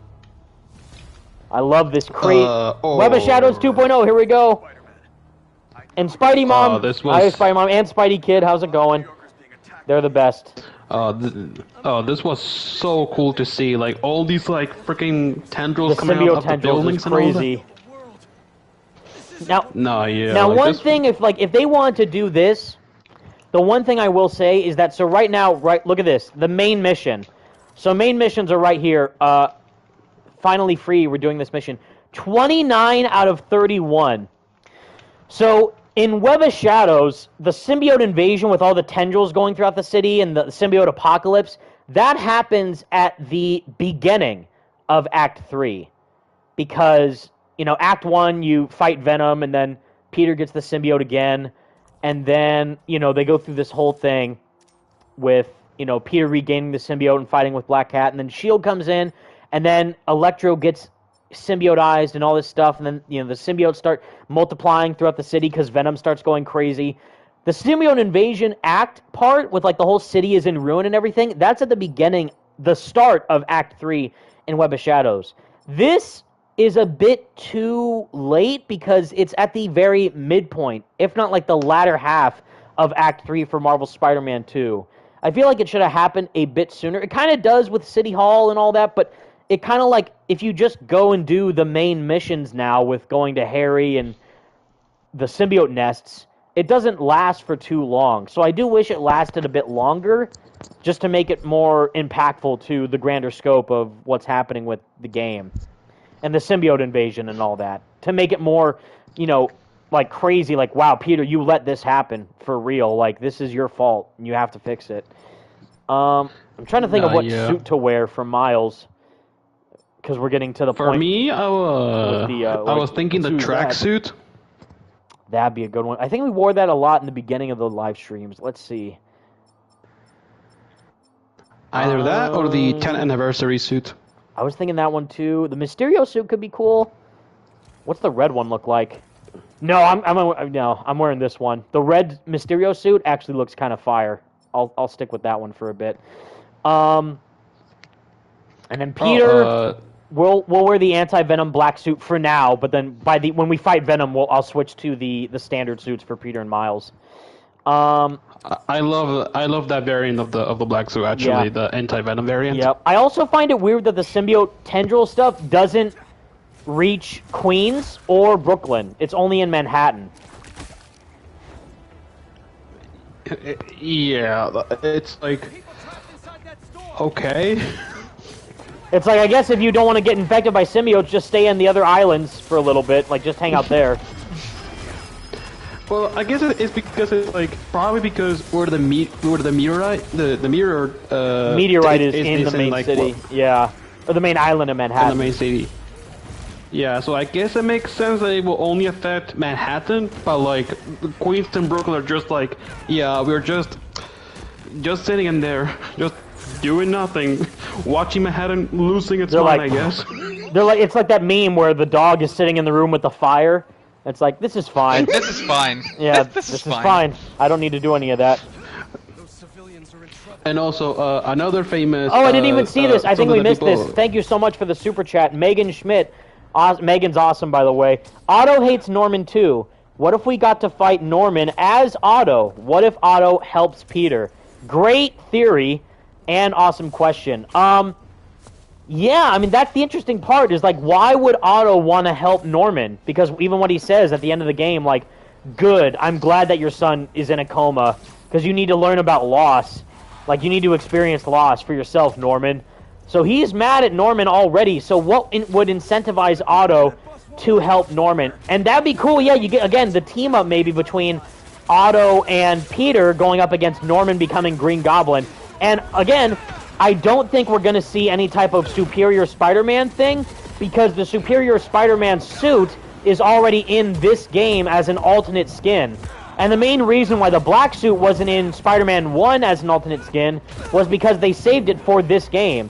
So if that was the case, it would make sense if Insomniac would save the Superior Spider-Man suit as an alternate skin, or as a main skin, like a canon suit, for Spider-Man 3. But they didn't. Instead, they're using it here as just a default alternate suit. So that leads me to believe that we're not going to get Superior Spider-Man, and instead, yeah, we could get more of a traditional Otto versus Norman dynamic between the two of them, which would be pretty cool. Which we already got in the first game, but now Otto would become fully realized Doc Ock, and Norman would be Green Goblin. Nah, yeah. And what was the other thing too? No, yeah, and it's like, but that's the thing. It's like, and also, I was curious, like, are we gonna see like some kind of like because okay, Otto and Norman are working together. Does that mean that we're gonna see a potential Sinister Six lineup again for Spider-Man 3? It'd be interesting if that happens because who would it be? Because Vulture's dead, Shocker's dead, Electro's dead, Rhino is presumably dead, and Scorpion's dead. So 4 to 5 villains of Spidey's main rogues gallery are dead. And Kraven's dead. So, and Mysterio isn't seeming like he's going to be a villain. Rehab. Yeah, Mysterio is like reformed. Is like he's now like, you know what? I'm not going to be. This scene works way better with this suit, by the way. This looks sick with the Miles Morales Mysterio looking suit. This looks amazing. So this is one thing I will say. This whole evolved suit scene, like this is supposed to be the evolved suit, makes zero sense. Like it would make more sense if maybe Miles had teased it during the beginning of the game, like, oh, I'm working on a new suit or whatever, and then he brings it up in this. But yeah, this literally comes out of nowhere. So, and the only reason why I think it does is because Peter has all this insane symbiote drip. Like he has his own suit. He has the black suit. He has the symbiote surge rage suit. He gets the anti-venom suit, and then Miles just left with his own base suit, which is awesome. Like his own upgraded suit with the red stripes going down his arms are awesome, but he just like makes a new suit just to be on par with Peter.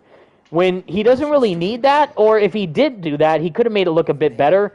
But yeah, it just feels kind of shoehorned in just to make it feel like, you know, the big finale suit. Or what Insomniac have said, you know, Miles is seemingly going to be the main Spider-Man going forward now, so it seems like Miles is going to be, he's kind of taking on like Peter's colors to live up to that mantle with like, you know, red and blue and black, so he's adding on to that for his own Spider-Man-ness. But his main suit already looks as badass enough, so I don't think he didn't need to do the whole evolve suit thing.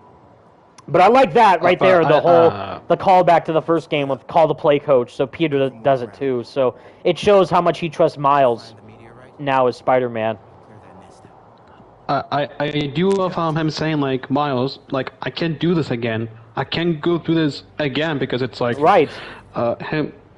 Yeah, with him, like... potentially with the idea of him losing Harry again, because he already, like, bro, like, he lost Aunt May, he lost Otto Octavius, and Martin Lee to a certain degree, so it's like, he already lost, like, and Otto, yeah, his mentor, life, so. like, he looked up to Otto, and he lost him pretty much just to become a villain. So again, that shows now Miles, being the GOAT that he is, saved Harry. So because Miles saved Harry, that makes him even more of a point to, like, not have Harry just be gone the whole time, but, like, bring him back for a redemption arc. Like, you know what? I did not mean to do this whole heal the world thing. That was like a greater force was at play manipulating me from the sidelines. Even though it was my vision to heal the world, I didn't mean to do it like this. It's like, bro, if they ever do bring back Harry, and if we have him, like, interact with Peter and Miles, you would be like, hey, Miles, hey, look, I'm sorry for everything that I did in New York. It's like, bro, like, I can already, like, imagine, like, oh my god. It's called character growth, people. It's called character growth. Oh, another amazing 20-pound donation from Delwyn Jones. Thank you so much. Can you read me what he said, Ghosty? Yes. He says, we're definitely getting the final tease on Spider-Man 3. Venom is returning after Osborn dies, and so Venom will be the final boss, villain plus Green Goblin. Though we don't know who it can be, but I can see, like, a future long-term Spider-Man 4 game plan and stuff. That's what I mean. Obviously, I would love 20 Spider-Man games. You know me, from Insomniac. But the fact that Otto said at the end of this game that it's the final chapter is coming, you know, with you know, Spider-Man 3 more than likely, they're gonna have to do something really, really prominent within the game and what happens. No, yeah. If I'm gonna be honest, I do definitely 100% believe they're gonna do Goblin Nation for Spider-Man 3. I think so, too. Especially since Green. Yeah. I was thinking the same thing. Especially, again, video games got a video game, so you gotta have, you know, villain factions to up the ante from the previous game. So, of course, Spider-Man 1, you get the whole wrapped prisoners when Doc Ock is Doc Ock, because Doc Ock doesn't have any minions. Unlike the Spider-Man 2 movie tie-in game where Doc Ock just hires a bunch of villains, which is amazing. But I'm talking about, yeah, like, in the context of the game's story, Otto, you know, breaks all the enemies out of the raft and Rikers, so that's why they go crazy in the city in Spider-Man 1. Spider-Man 2, obviously, we get Venom minions.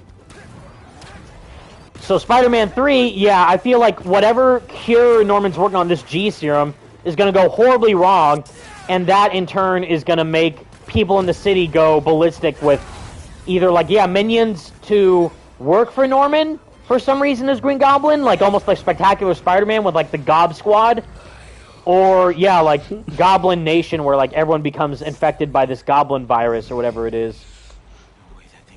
Nah, yeah, and it's like, and also, considering that they're probably gonna, like, have them, like, fly over the city with, like, gliders and all that, I think that'll be, like, a great way to actually introduce maybe air combat, if they have the plans to do that. Air combat, and also Silk, to see how she could come into the fray. So here we go! Massive Easter egg number 1 that people just threw in the trash, didn't acknowledge for some reason. The God Hive. If you read King in Black, which I don't blame anyone for not reading deeper into the whole symbiote lore, because it is a lot. So I get why people may not understand what's happening here. But right here, and again, validate even more because Aaron Jason Espinoza literally said in my Venom video, masterful analysis and editing from Evan Filarka, go check it out.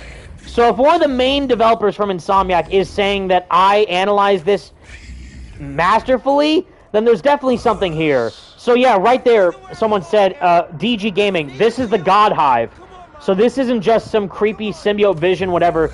This is a deeper, flat-out connection to Null, to the symbiote God Hive, to the Clintar, to the symbiote hives. All this.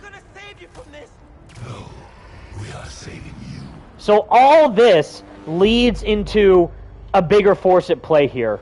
And Null is more than likely going to be the one puppeteering the symbiote with everything that's going on right now with the city and the right there, the meteorite. Giant focus on the huge, what's it called? Eldritch horror, literally nightmare fuel, symbiotic tendril filled meteorite being the source of all this insane symbiote invasion stuff. So if the symbiote, the meteorite's destroyed, and now the whole connection to the God Hive, the Hive Mind, the Clintar, the bigger depth of what's going on there is gone, then that will now allow the symbiote to evolve on its own and grow independently from what we have already seen. He's after you. I have to go help Haley, but just wait, all right? Whoa, back up. What happened? Again, that scene was awesome, though, with Miles and the Hive Mind. I think that would have been better, again, more impactful if Miles had already interacted with Harry previously throughout the game, instead of just the phone call and the briefly saying of hi during the Coney Island mission. Mm-hmm. Yep. So again, I have not once said that this game is perfect. Me being the diehard Venom fan I am, I obviously would have done a couple of things different for this. Wait, this scene's amazing. Listen to Yuri's acting here. Venom! I know you're here. That's so sad because he's thinking like Venom is gone or Harry's gone. Only Venom is left. So he calls him Venom. Like that's the first time that Peter acknowledges Harry as Venom. For me, that's such a sad turning point for the game because it acknowledges that Harry is again too far gone with the symbiote to make sure that he can get through to him. And of course, later on he does, but it's sad. Like at this point, it feels like there's no going back for Harry. No, yeah. The way I actually wanted to ask. There's a couple like amazing voice acting scenes from Yuri during this. That main one saying "Venom," like that's crazy, and then later on where he's like, I felt like chills in my spine when I heard Yuri say it for the first time, where he's in the subway and he's fighting all the people as symbiotes, and he's like, "It's okay, everyone's gonna be okay," like, because, like, it's not okay. Like, everyone is so, it's right there, Venom. Like, that's wild. Like, him just flat out calling his best friend Venom is madness. No, yeah. Like if you want to talk about like if you want to talk about performances like that give you chills. Yeah. Like the one that always gets me is you know the scene where it's the final battle and like Peter's like going like fighting like he's like getting like destroyed by Venom like when he has the wings. Yes. And like he goes on top of the church. Yep. And, like, Yep. He grabs Venom with the tendrils and he goes, Harry, please! I was in tears. I was in tears because it's like, wow, he cares that much about Harry. That's crazy. If you just heard Yuri right there, or Peter, like, maybe if I just leave, like, you know, he was briefly thinking about, let me just leave these symbiotes out here. Like, no, I gotta beat them before I go find Harry. But he was tempted almost to leave them and just go straight to Harry. Like, that's wild. Hey, everything all good with Haley? No, yeah. I was gonna ask you, so like, since you did a video breaking down Insomniac's version of Venom, will you do like a video where you're basically like rewriting the story of Marvel's Spider-Man 2, like, oh, like this is what I would have done differently. I was thinking that. Story. I was thinking that, and we kind of did briefly mention it in previous live streams. Like, I would have done how Harry becomes Venom just a bit different. I would have rewritten a bit of Act 3, which I've already previously thought about, like how I would kind of do certain things differently with this act. Like this scene right here, I get it, because you get a whole lot of Miles and Haley throughout the whole game, but this feels so out of place right now, with like Miles and Haley flirting with one another while this massive alien invasion, and he's like, you want to go out on a date with me? It's like, this is not the time, Miles. Do you see what's happening in this? This is not the time for this cutesy, fun thing. Like, I don't know. I feel like this scene in particular feels very out of place for me. It should have either happened either before or in the end, like when he kisses Haley, and then they go out on a date or whatever. But yeah, that, I don't know. This is like, this is not the time. Like that they. It's like that they did this scene like they added this later, because this feels like this was like added later on. Like this was not part of the script, guys. We're losing the plot. But that's why, again, one thing, just me being a Venom fan, what I would have done, besides the alien invasion thing, is instead of Harry going after Peter, make him more connected to Miles, because then you could get that cool parallel with the comic where Venom literally is the main reason why Miles' mom dies. So have Harry as Venom not only get to know Miles as a person and care about him, but also, yeah, learn about Rio and maybe go after MJ. Like, Harry goes after MJ. What if he also went after Rio? And then you get that parallel, which would have been awesome. Your dream, our dream, healing the world. I'm sorry.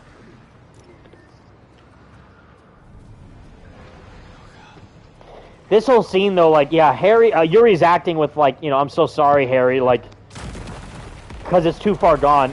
Yeah, Revival, where are the Avengers? The whole Avengers Tower is just on break right now. Like, yeah, we'll let Spider-Man take care of this madness. Tony Todd, again, his acting during this is outstanding. It's like the meme of like, why didn't Batman kill the Justice League to stop the Scarecrow invasion Arkham Knight? Is he stupid? Is he dumb? Is he stupid? This is so sad. Yeah, like, someone brought up, like, Michael Davis, yeah, like, everyone's gonna be okay. This scene right here, like, this broke my heart. It has to be here. He has to. I'm sorry I couldn't, like, he's just so sorry for, this is all his fault. All this is Peter's fault. Listen to how he says this line. Everyone's gonna be okay. Like, it's not. That was such a good delivery from Yuri, because it's like, look at what's happening. The entire city overrun with symbiotes. This is all your fault, Peter. And that's why he blames himself for everything happening. Like, I can't go through this again, because he knows this is all on him. which adds to another reason why he says, he wants, go be Peter Parker for a while. He's taking a break. He's taking a break from all this madness happening, and literally almost having, actually, not almost having, he did kill his friend. He did have to actually kill Harry. It's only thanks to Miles that Harry is alive. So really, he did kill Harry. So obviously, after doing all that, you're like, yeah, let me just take a breather for a moment. And then people still think they're like, oh, is he just gonna quit being Spider-Man? No. That's not And the Peter entire Parker. time, like, oh, I can't believe Peter was nerfed during the entire game. Like, sorry, do you not see what he's doing right now? Taking on entire hordes of symbiotes solo by himself? But also, the reason why he feels kind of off of his game through, like, a majority of the game is because throughout the whole game, he's still coping with the loss of Aunt May. So he's still in the back of his mind thinking, like, my God, Aunt May is gone. I'll never forgive myself for that. Harry, talk to me. And make sure, like, that doesn't happen again. No, yeah, and like, and it's also, it's like imagine if Peter had to do all this even without the anti-venom powers, just him normally with his red suit. Well, we're gonna try that for the final boss fight, but yeah, like, if you were to do that, that would make Peter like the most goated Spider-Man of all time. I guess actually he would be on par with Web of Shadows Spider-Man, because if you go the red suit route with Peter, he has to fight a 5-headed kaiju Venom in the red suit. So, but in that game, Peter's already like freaking Goku or something, so he's just going crazy in terms of his moveset. Pretty much just like shooting like lasers out of his hands. He's doing a full JoJo Muda rapid fist. Yeah, like full on fist of the Phantom Star. Fist of the North Star, exactly. Yeah, like, oh my God. No, actually, imagine if like that Venom kaiju was again, like president in this game. Yeah, that was, I would actually almost anticipating that to happen would be insane. But right there, another shot of the meteorite, emphasizing how that's the whole reason why the symbiote's acting this way is the meteorite. And right here, like, I love that line from Tony, like, thanks for coming, Pete. Like, that's such a Venom line. That is such a Venom line. Even if it's not Eddie, that is absolutely something that Venom would say, is thanks for coming, Pete.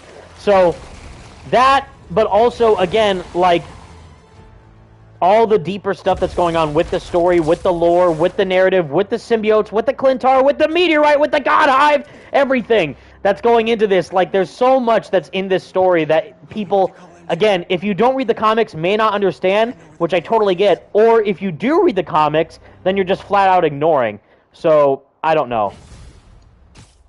Okay, so I think the next mission is actually going to be the final that mission is the of this finale. game, actually. But we are going to do the nest first.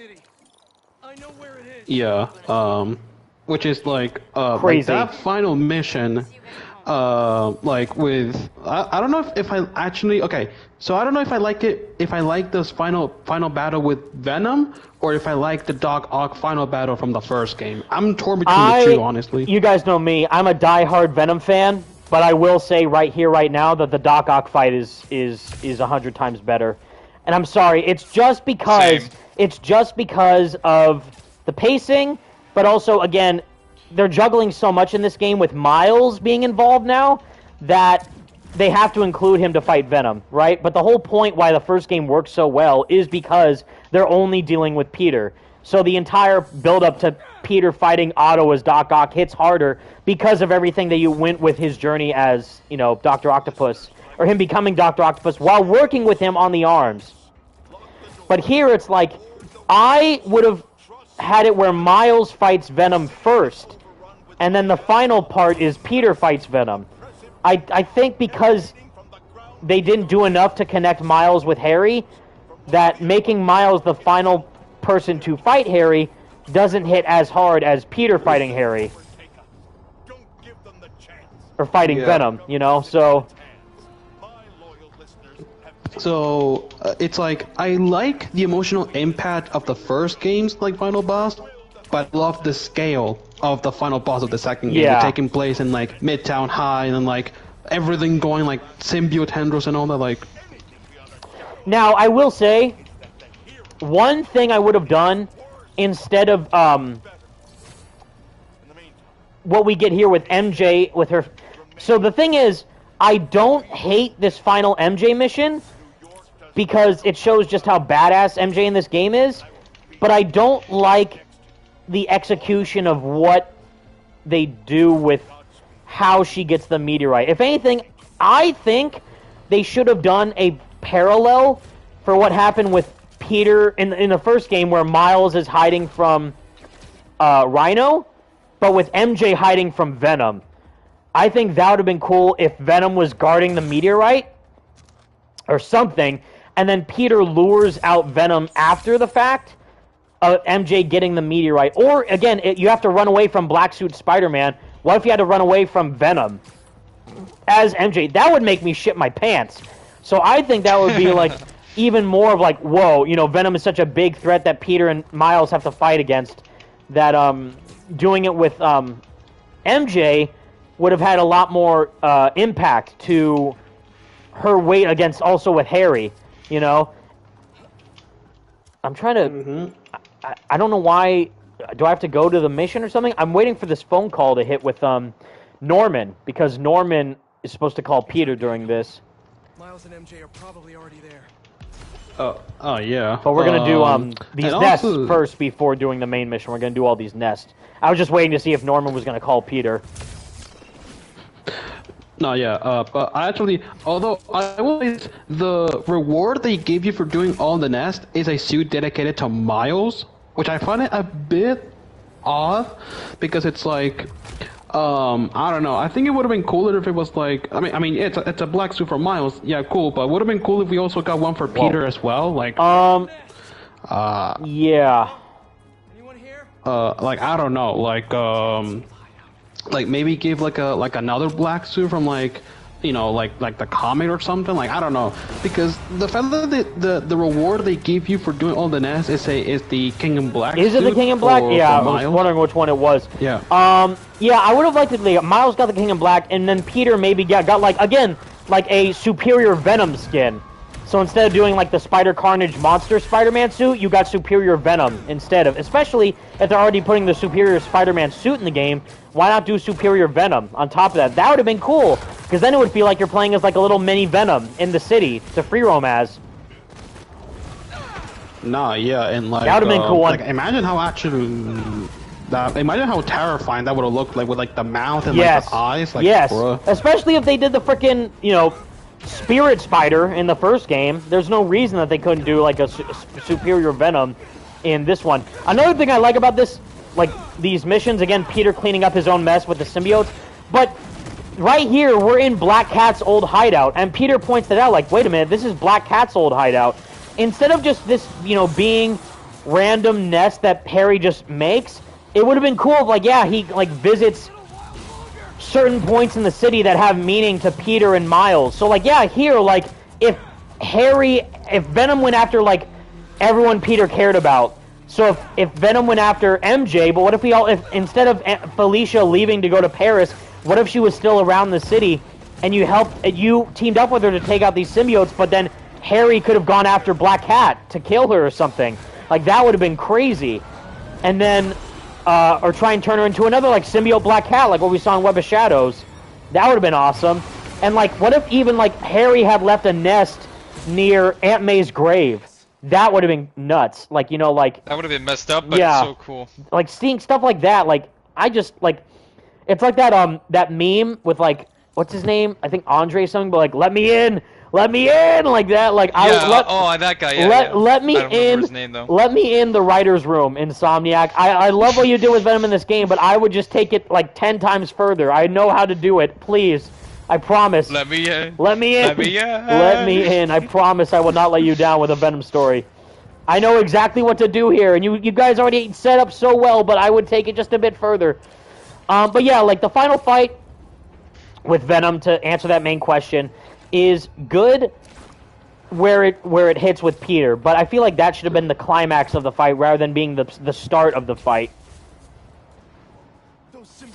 Nah, yeah, and like and also, like, I mean, if Evan is able to write like an amazing video like the breaking down Venom video that he did, it's like, Insomniac, are you sure you don't want to like hire him to write your Spider-Man games or something? I'll be a fly on the wall and just offer ideas. Like, listen, like I'm not saying I can write a good Venom story better than these main, you know, award-winning writers. I'm not saying that. Like, but I will say that like I have a lot of ideas that I think would be pretty cool to see into a game or just a story for Spider-Man and Venom. Bruh. But speaking of, another $10 pound donation from Delvin Jones. Thank you so much, Delvin Jones. You're the best. My God. Do you think Peter will die in the next game? I think it's too early, in my opinion, but he could affect blood in his body in long term. But if we do get Spider-Man 4, will that be his last run, like Batman in Arkham Knight?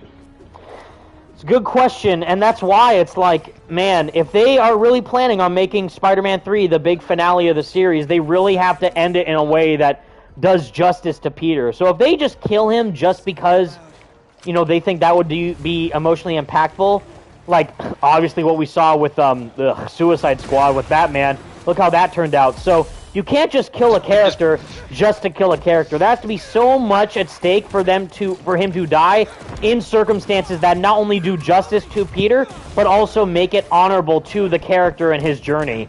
So if they kill Peter after what happened with Doc Ock, Venom, and Green Goblin, and if Green Goblin's going to be his biggest threat yet, they really have to emphasize just how big a problem Norman Osborn, most likely Norman Osborn, as Green Goblin is going to be for Peter.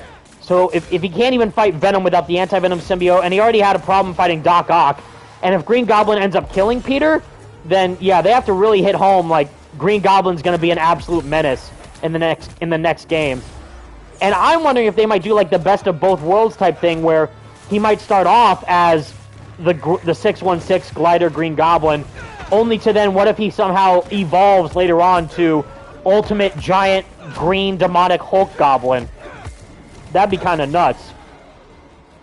But if you have Peter fighting Green Goblin with the help of Miles and Silk, it's like there's too many factors at play here for him to not die, which is why it made sense for like even, you know, the goddamn Batman in Arkham Knight didn't die after everything that happened with Scarecrow and Arkham Knight and, you know, all of his villains, because he's just him. Batman's just him. So if Batman could live from all that, I would think Spider-Man would be able to as well. But if they do end up killing Peter, they really have to write a story that culminates all the experiences that Peter went through throughout his entire decade-plus journey as Spider-Man, building up to what happens now with the inevitable sequel, or the finale in the trilogy. No, yeah. And that is the other thing, too, is that, I mean, yeah, we know that Insomniac is obviously working on Wolverine and Spider-Man 3.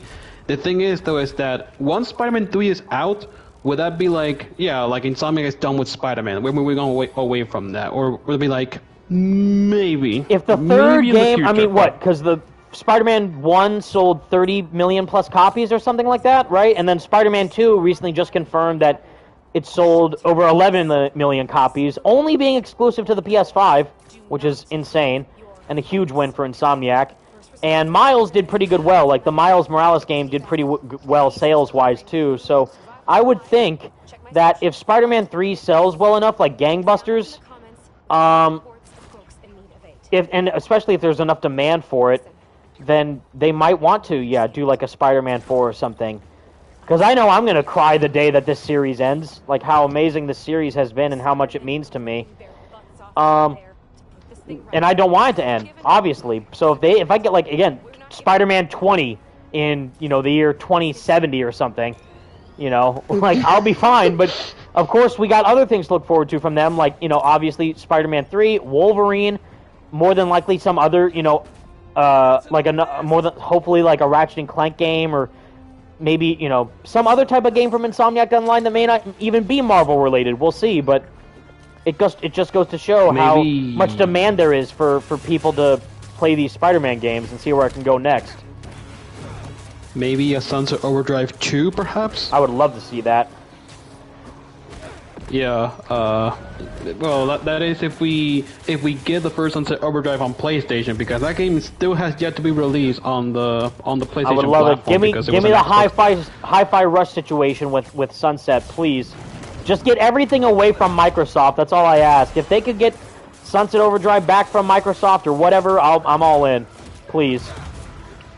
No, yeah. I'm still trying. I'm still trying to recover from that loss, man. I'm not. I'm never gonna get over that loss. It hurts too much. No, I know. No, I say like it's too much, man. It literally too took much. It literally shot a hole through my chest that'll never heal. It's too painful. Absolutely. It's like we would never. It's like, oh, we thought we were gonna get a sequel to Hi-Fi Rush. Nah, it's not happening. Think again, Chief. Like, no thanks. Microsoft's like, do we like money? Yeah. Do you want to make money? No. So we'll shut all these studios down instead. See, you know what it's like? It's like, oh boy, I can't wait for Hi-Fi Rush 2, and then it's like the Mr. Krabs to Squidward. So how do we tell him? How do we tell him? Oh, exactly. No, it's like, you know, it's like if Sony ever does something like that to Insomniac, that's gonna be the day that I'm gonna be like losing my mind. Like I'm gonna go freaking ballistic about it if they ever do that to Insomniac. Yeah, like no way. And well, that's already. I mean, like we talked about it briefly in like the live stream that we did back when the Hi-Fi Rush situation happened, where we were streaming Hi-Fi Rush.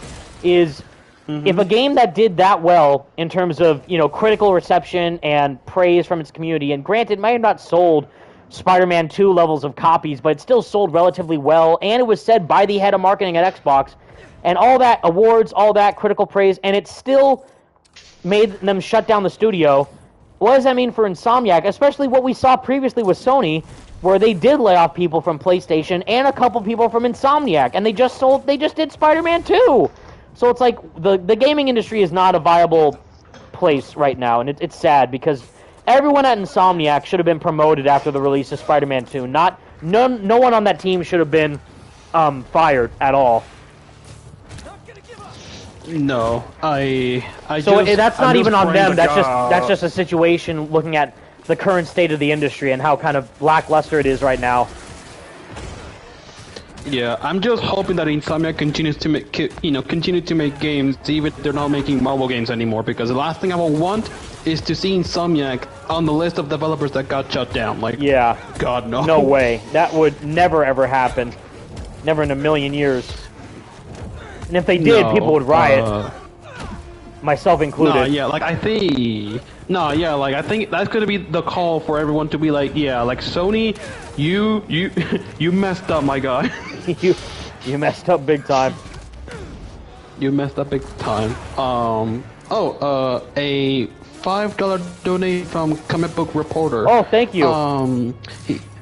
He says, Evan, what's your favorite, what DC character would you like to see Insomniac make a game of? DC character? Ooh. Yeah. That's a good question. You know what's interesting? Even though we already know Monolith is doing it, I think they would do a really good Wonder Woman game. But besides that, I'm trying to think. Obviously not Batman. I don't want them to do Superman. Like, I understand they could probably do it well. I mean, the fact that we get better flying in a Spider-Man game than the Superman game with the web wings is flat out nuts. So they could easily do Superman if they wanted to. But I would want them to tackle like a character that's more not in the limelight. Oh, I already know. I just thought of it right now, and this is like the only one actually now I want. Well, a couple, but the main one that I think would be the best, especially since it's pretty much just Spider-Man already. Static Shock, or just Static. That would be the best. That's a good one. That would be incredible. A Static Shock Insomniac superhero game? Are you kidding me? Please. And like he can do like what Cole McGrath does, like where he just like zips around on the telephone lines. He's riding the hubcap, like the sewer grate. Like please, the high-tech sewer grate. I mean, Miles Morales is already like pretty close to being Static Shock. Like, yeah. Yeah. So it's like the possibilities are there. I also watched. I actually I watched it when I was a kid, but I binge watched it last year when I was in college. with my roommate, and we were watching like older cartoon stuff. Like he got me into like watching One Piece because he's a big anime fan. But I was like, let's watch Static, and like okay, and we did. I'm like, this show slaps. Like it's such a good show. I think it would have been really cool to see like a AAA Static game, and if Insomniac did that, that'd be amazing. Another DC hero. I don't want them to do Flash. I don't think they'd be. I mean, they could do any of these games because they're Insomniac and they're the best. But ideally, you know, for me, I don't know if Flash would be good or Superman or you know Batman. What about Green Lantern? Maybe. I'm trying to think. Yeah, like the main Justice League members, right? Like I don't know about that. I'm trying to think of like other more like lesser used. Like maybe even Teen Titans would be cool. Somehow. Or like Blue Beetle, maybe? Blue Beetle would be interesting. That's a good choice. Yeah. Well, I mean, at least any of these choices are better than whatever the hell Warner Brothers Games is doing right now. Like, man, the fact that they're still doubling down on live service games instead of like what sells, which is single player narrative driven experiences, is just why Warner Brothers? Why do you have to be like this? Why do you hate? Why do you hate us? Exactly. That's I also question. feel like a game like Helldivers 2 is an anomaly because that was a totally, you know, unexpected surprise from the developers because no one thought it was going to do well. Like, just like, oh, another live service game or whatever. And then it came out like, this is the best thing ever. So maybe the same thing could happen for Concord if we're lucky. Like, maybe, the game looks bad now, but who knows? Maybe it could be like a really good PvP, first-person, 5v5 Overwatch clone. Again, another one of those, but I don't know. You know, we don't know until it's out. But yeah, knowing like the concrete game that does sell well, that's guaranteed success is your Spider-Mans, your Last of Us's, your Uncharted's, your God of War's, your Horizons. You know, like the single-player action-adventure AAA, story-driven games like that. Those are the ones that are guaranteed to do well. Because if you put in high quality, you'll get high quality success back in return. Mm-hmm. Oh yeah, I forgot to say. So speaking of Concord, I forgot to say. I love the clip that you used. What the hell is even that? Yeah, like, you have no idea how much I was pissing myself when I saw that. That is hilarious. Because I was trying to think of a good transition from like, oh, the state of play was a bit of a disappointment to what was a disappointment about it, and it was the Concord, and like all they just did is like full on Guardians of the Galaxy style writing. It's like, what the hell is even that? I was like, yeah. I tried to find something funny. I'm like, that'll work. I love that. Thank you. I even saw like I don't know if you saw this, Evan. The boy Aqua made like a video on Twitter where it was like him talking about like the state of play in a nutshell. It was like Overwatch clone, Dark Souls like game, and nice. then Astrobot is like peak. Yeah, Astrobot's the best one. Absolutely. Yeah, no, I didn't see that video, but I agree. Like, yeah, that game is gonna be the best. Like, Astrobot looks amazing. And I was waiting the whole time. Like, yeah, we saw Ratchet and Clank, but I know he's not a Sony mascot because he's Marvel. But you think they'll include Advanced Suit Spider-Man in there as a cameo or something? Well, I mean, that one is tricky. They have to include him in a way that doesn't get Sony like involved in a potential legal issue or something. Right. That's the thing. Because I think there was like in Playroom. Yeah, they got away with him. I was gonna say because there's like a little like there's not a Spider-Man dressed Astrobot, but there is like a web. It's like a Astrobot hanging upside down on a web. So it's like that's as close as you'll get. But I'm wondering like will they use like one-to-one Spider-Man imagery or something, or suit costume aesthetics in the Astrobot game? No, yeah, and like, and the fact that they actually, I don't know if you saw this, that the like ratio between Astrobot and Concord is actually higher. Insane because it shows. Yeah, because it seems like people are more excited for Astrobot than they are for Concord. I totally get that. I mean, I am too, because it just looks like good old fun. Like, that's why, the big game that Microsoft was banking on to do well was Hellblade. I think, and like it. I don't know how well it did in terms of sales yet. I don't think anything like that's come out, and it's just like, you know, whatever. It wasn't really worth the wait because I actually really like the first Hellblade, but Hellblade 2 didn't really do too well from my understanding in terms of like, you know, reception. But then, you know, you see Hi-Fi Rush just like literally dominate the entire gaming hemisphere when that game dropped last year on Xbox, and it's like they probably were not expecting that game to do well, and it did. And then it came onto PlayStation, did even better. And the fact that it was even like a game that was announced and released on the same day, which is crazy to think about. Yeah. Shadow dropped it the day of, yeah, like Legends.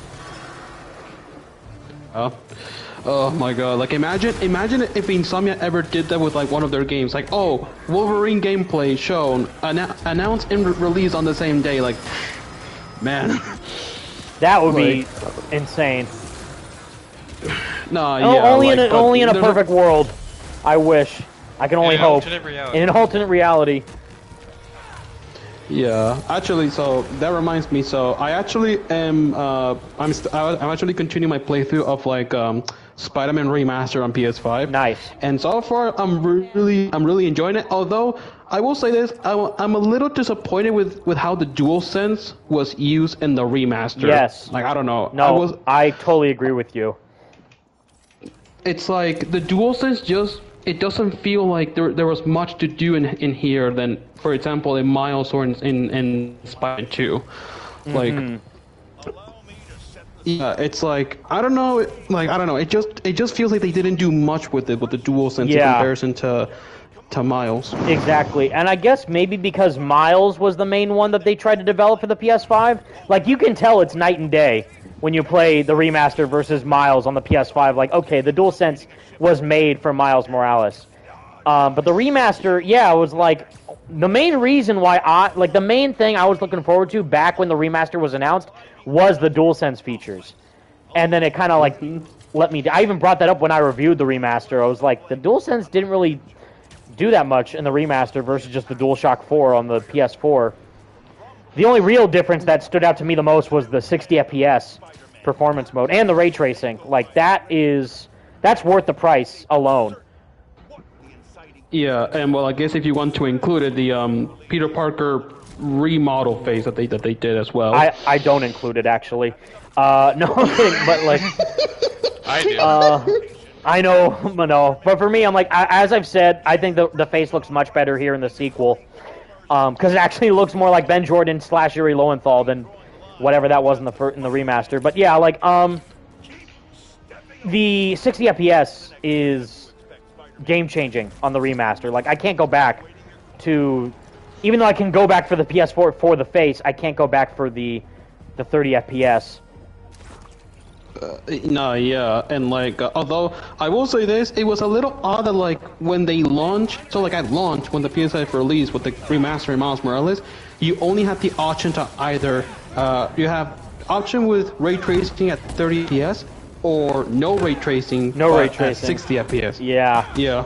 And then they did both, which I always do in these games, is the performance RT mode. In this game, luckily they found a way to, do both off the bat. So if you're either in fidelity or performance, there will still be ray tracing no matter what, which is amazing. But yeah, here in the remaster in Miles is like you could do, fidelity, performance, or performance RT. And performance RT is the best way to go because it's the best of both.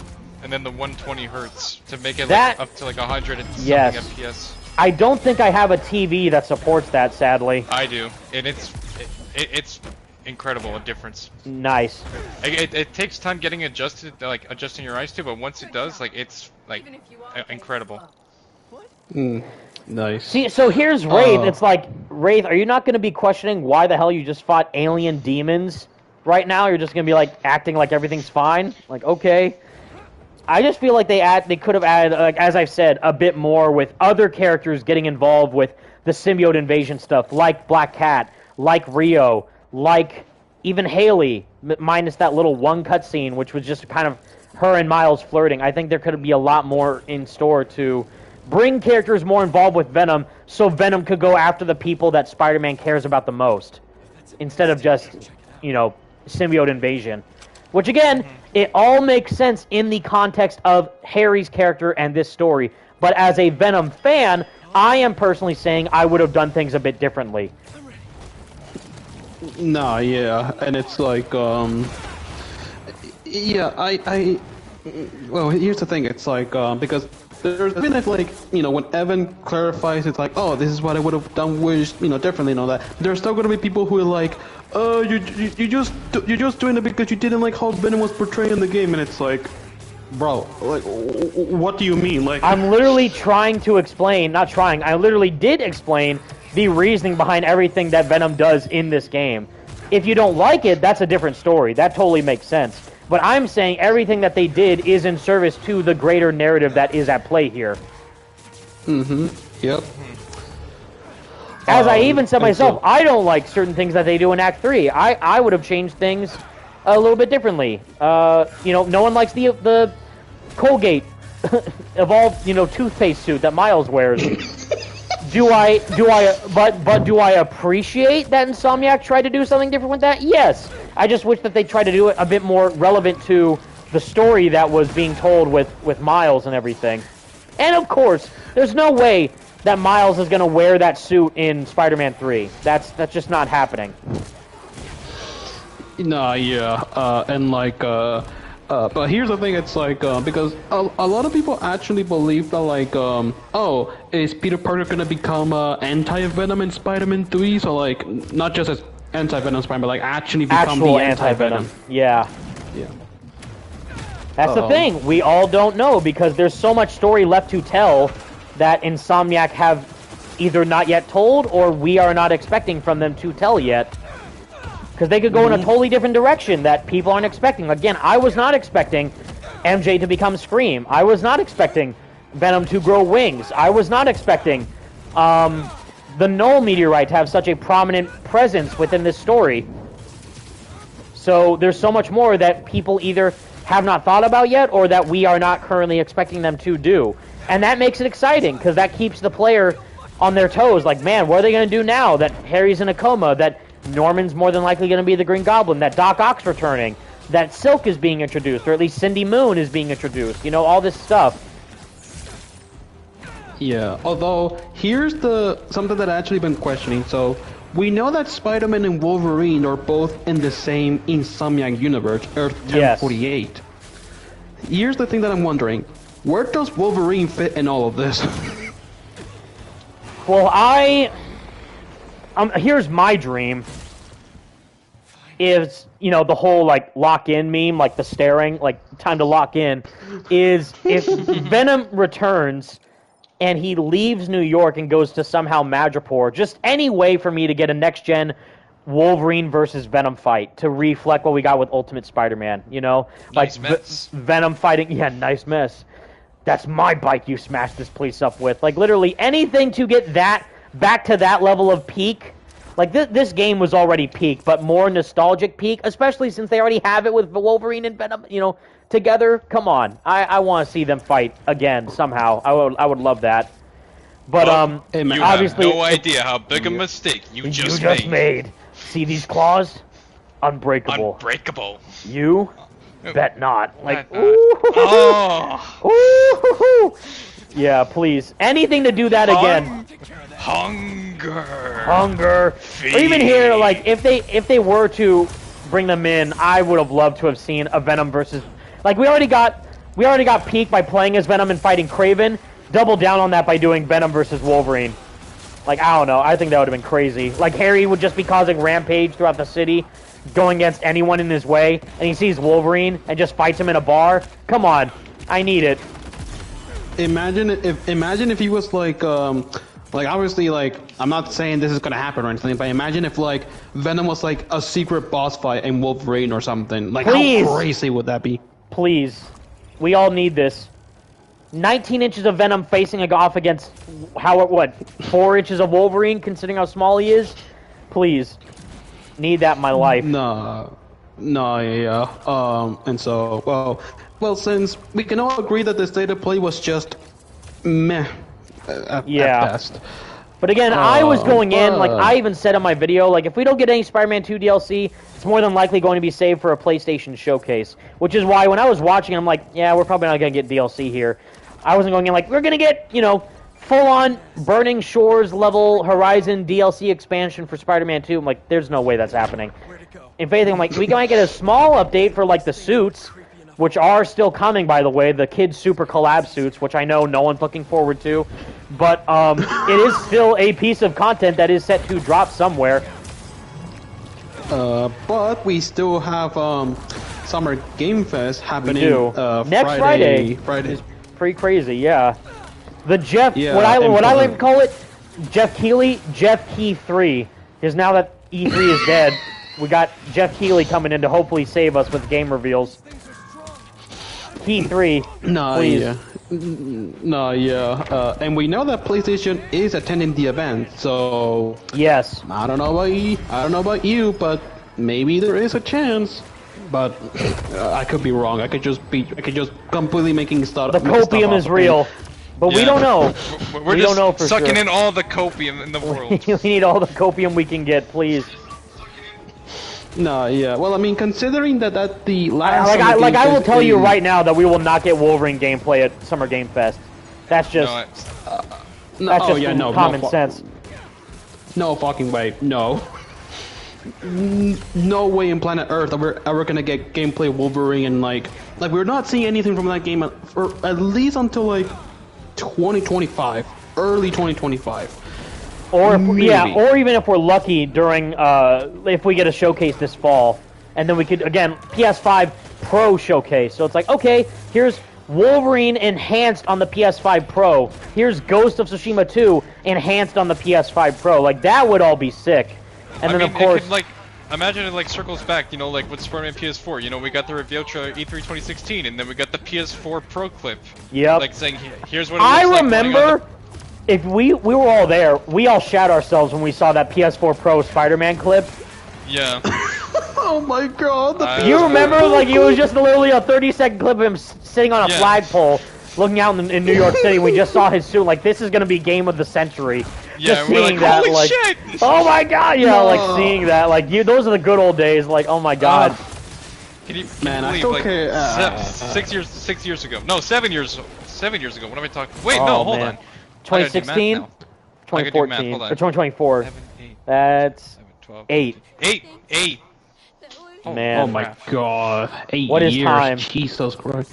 What is time? No, I remember that like after the clip was after the PS4 Pro event happened, Evan made a video talking about the marketing of Spider-Man PS4 is the greatest to ever exist or something like that. Like Now I go back to that and I cringe. I'm like, what are you talking about, dude? But yeah, I'm like back then I'm like, listen, we never seen anything like this happen before for a big Spider-Man game of this scale. So the fact that they're making us market it for them is genius. I'm like, now everything that's happening in the gaming industry today, I'm like, nah, I was reaching so hard. It's like, bro, like, actually, that brings me a question. Have you ever, like, rewatched any of your old 2016, 2017 videos? No. By any means? No. I've watched a bit of my old ones when I got my... Because that was when I just had my phone, that I didn't have my laptop to edit videos with. Those were, like, my older videos when I literally had no idea what I was doing. No, I have not gone back to watch any of those, but, I have gone back to watch a few of the older, like, radioactive replays and stuff like that. Oh, those were fun. Those were actually really fun. Yeah. No, but like, man, 2016 Evan Falarka was like, it was something else. Yes. That was full-on bully Falarka, if you think about it. Yep. That was real bully Falarka back then. Like, the amount of just, like, F-bombs you threw was just, it was, like, crazy. Did I? I might have probably just done it in terms of excitement, like, oh, this is gonna be the best effing game I've ever seen in my goddamn life. Like, yeah, like. Yeah, the amount of shits and F-bombs you drop is just like, it's now so good, man. Now I actually have a fully developed brain and realize how immature I was back then. No, and also that was Evan. That's back hilarious. I was 18 in college. Yeah. Yeah, 18. And I was 16. Man, I was literally a toddler. So we both were, buddy. No, it's like Evan, I think you were like 18 when you were making those videos back in 2016. I think I it was. yeah. Because I just graduated high school and then went to San Jose State University to major in political science, which I'm like, no, because now the Spider-Man game is coming out. Nothing else matters except this game. No, yeah, like I think you even like dropped college at some point. No, I did. I absolutely did. I took a massive gap years from doing that because I'm like, nah, I'm gonna pursue this full time. And best decision I ever made because the Spidey Squad's in the first game, and I graduated last year. And technically, well, I graduated last year from college with a bachelor's degree because I wasn't even gonna, you know, I just did political science because that was what I was good at, but it wasn't what I wanted to do. Now I went to college again during, you know, last year because then I realized what would be best suited for me, and that's communications, to add on to the whole YouTube background that I have would benefit that further. So because of that, now that I have a degree in a field that I actually care about, and it also could help further, you know, as you and Franco already know, getting internships and job applications in for a company that I actually want to work for and almost was able to work for, but, you know, they went with someone else at the end. But yeah, as I mentioned in like other live streams, I was literally like a fraction close to being hired for a dream job that I wanted, but they went with someone else in the end. And I'm not even mad because I'm just proud of myself for getting this far. And that would not have happened if I had stayed in college back in 2016, where instead I went on this journey of doing YouTube and meeting you, all the Spidey Squad members, and Franco and Ghosty and Spidey Bugle and Vigilante Spider and everybody, and this journey that we've been on because of these games. These games have inspired me to do what I want to, like, follow my dreams. So I'll be forever grateful for Insomniac, Marvel, and PlayStation for that. Nah, yeah, like as you said multiple times, Spider-Man PS4 literally changed your life. Absolutely. In a lot of ways. And so, which is why, maybe bias talking, I don't even care. That will always be my favorite Spider-Man game. Probably favorite game of all time, to be honest. Nah, yeah. Speaking of, another 20-pound donation from Delwyn Jones. Jesus Christ. Delwyn Jones, you are the absolute legend ever, dude. Thank you so much. You do not have to do that, by the way. I feel bad, but thank you so much.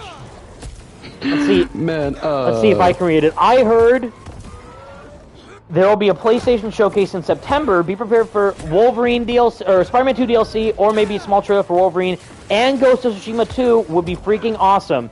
New IP of Ben Studio and GTA 6 with PS5 Pro to finish it off. Absolutely. That's what that's what I brought up in my latest video. Is that those exact points? Is like, if we didn't get any DLC during State of Play, and I highly doubt we'll see anything like that during Summer Game Fest, a PS5 Pro showcase during the fall would be the perfect time to unveil Spider-Man 2 DLC, if we are getting it enhanced graphically and visually on the PS5 Pro, Wolverine gameplay on the PS5 Pro, you know, Ghost of Tsushima 2, Naughty Dog's next game, yeah, Ben Studios, I love Days Gone, that'd be a great new game studio to show something for, and of course, you know, Insomniac's next AAA game, which, if you know, you know. Imagine seeing that on a PS5 Pro reveal to then, you know, solidify the purchase of, man, I need to get a PS5 Pro right now. And as I mentioned in my video yesterday, is literally the biggest game in the entire world is still going to supposedly release next year. And if you don't know what I'm talking about, I'm directly referring to Grand Theft Auto 6. So, and we know that Grand Theft Auto 6 is not going to be releasing on PC on launch. It's going to release on consoles on launch, and mainly the consoles of PS5 and Xbox Series X. And mainly in the case of the PS5 is way more popular than the Xbox Series X, especially with all the terrible business decisions that have been happening recently from Microsoft. No one at all wants to buy a Xbox in comparison to a PS5. So imagine doubling down on a PS5 by buying the best version of the PS5 possible with a PS5 Pro to run a game like GTA 6 and any other type of massive exclusive that could release in the future. Time for the city to start healing. No, yeah. But like, here's the thing, Evan. If they do announce a PS5 Pro, like on a showcase or something, would you be willing to like buy it day one or wait until it gets on sale? It's a great question. So I've thought about this. I am insane, first off, because of how much I love these consoles, but also I've made the decision that I'm not going to get a PS5 Pro until they more than likely release a Wolverine-themed PS5 Pro. So if they do, and imagine how the you know how the new slim PS5 looks like, well, it's smaller, but also there's like that line in the middle that separates it, and the bottom half is like a matte finish, and then the top half is a gloss finish. Imagine doing like a Wolverine claw slash as the design for the console, and the middle piece can look like a claw slash. Because in the base PS5, it's just a black matte plate with a red theme with the symbiote taking over and everything, which looks awesome. But if you want to go double down for Wolverine, and if the PS5 Pro ends up looking similar to the PS5 Slim, then yeah, doing like, you know, any type of like claw slash design would be peak. I would love to see that. I saw previously another amazing donation from Megan Schmidt, the best. Thank you so much, Megan. I've been watching videos from the first game again, and it's so sad how the fandom has changed. People are so respectful in those comments, and with Spider-Man 2, you get ridiculed for loving. Wake up. Yeah, exactly. Like, and I get it. Everyone's super passionate. I understand. They're all entitled to their opinion. Yeah, and I've never said otherwise. Like, if you hate the game, you're an idiot, loser. I've never said that. Like, Franco and Ghosty are my witnesses. I've never once said that during any of my streams or any of my videos. Even in my main Venom video where I defend Insomniac's Venom for an hour and a half, I said it's totally fine if you don't like Insomniac's Venom, because I get why you may not like him. But why my thing is like, yeah, if you're wow, it just got vertigo from that. If you're seeing all this and yeah, like not in agreement with something and not liking it, that's one thing. But if you're like invalidating other people's opinions and disrespecting the developers because they did something a certain way, or you don't like how they handled Venom or whatever, it's like you don't have to stoop that low just because you didn't enjoy how a game company handled your favorite fictional character. It's like there's boundaries and standards that people should have for stuff like this. No, yeah, it's like it is like a really different, like the fandom from the first Insomniac Spider-Man game to the second one really has changed. It's not the same at all. No, and it might just also because, you know, things like COVID just sent people into a spiral, just made people so, you know, emotionless. But also, yeah, just, you know, where the games are going and where the story is going, people are just so defensive of what they're doing and what they're not doing or whatever, you know, but like, it's a bit too much. But anyways, with all that said, we're now here, boys. The finish line. This is it. The grand finale. We did it. We did all all you've the been waiting for. The moment I've been waiting for, and everyone in the stream has also been waiting for. Leave a like, subscribe, share, comment, all the good stuff. We're finally about to take on Tony Todd. 19 inches of Venom. We're finally here. It's crazy. 3 and 4 weeks leading up to this moment. Yes. Hasn't it been like 2 months since we started this? Or how long has it been? I don't remember. Yeah, no, because we started in March, and then I only began doing the streams again a couple weeks after that. So, from March till now, so yeah, like a little less than 3 months doing this. So each Sunday, which is wild. Yeah, 2 months. Yeah. Wait, before I 2 months. do this as Peter, I want to switch to Miles really quick. Well, ooh, ouch. We didn't get a call from Norman. Norman was supposed to call Peter and say something about, you know, or Spider-Man, you know, please save my son. But we didn't get that yet. Here he is. Here's Norman for Miles. What about Peter? Mr. Osborn? I didn't know there was a conversation with Norman with Miles. What? I didn't know this. Yep. So if you go in the very end, you switch to Miles, he'll talk to Miles. Or yeah, Norman will talk to Miles. He's saying the same thing. Like, I just talked to your partner, but now I'm telling you, save my son. See? Oh, well, a few months later, and I'm learning new things. There we go. So see, again, emotional investment from Norman and Harry and Miles. So why wouldn't you make Miles more connected to the Harry part if you're going to include that? I just feel like it'd be more meaningful if, you know, Miles befriends Harry over time with the whole I lost my parent too. I lost my mom, and Miles. Oh, I lost my dad. We got something in common. Then bond over that shared loss throughout the game. I think that would have hit a lot harder than just kind of ignoring that. And yeah, we got the phone call, but I feel like again having a cutscene with them in person would have been a lot more beneficial to the impact that we're about to do, especially since you fight Venom last as Miles rather than Peter. You fight Venom as Miles instead of Peter at the very end. So I feel like that just would have added a bit more weight to it. Come on, keep it together. No, But now, so he talked to Miles. What about Peter? That's why I was waiting the whole time. Like, where's the phone call that Norman has with Peter?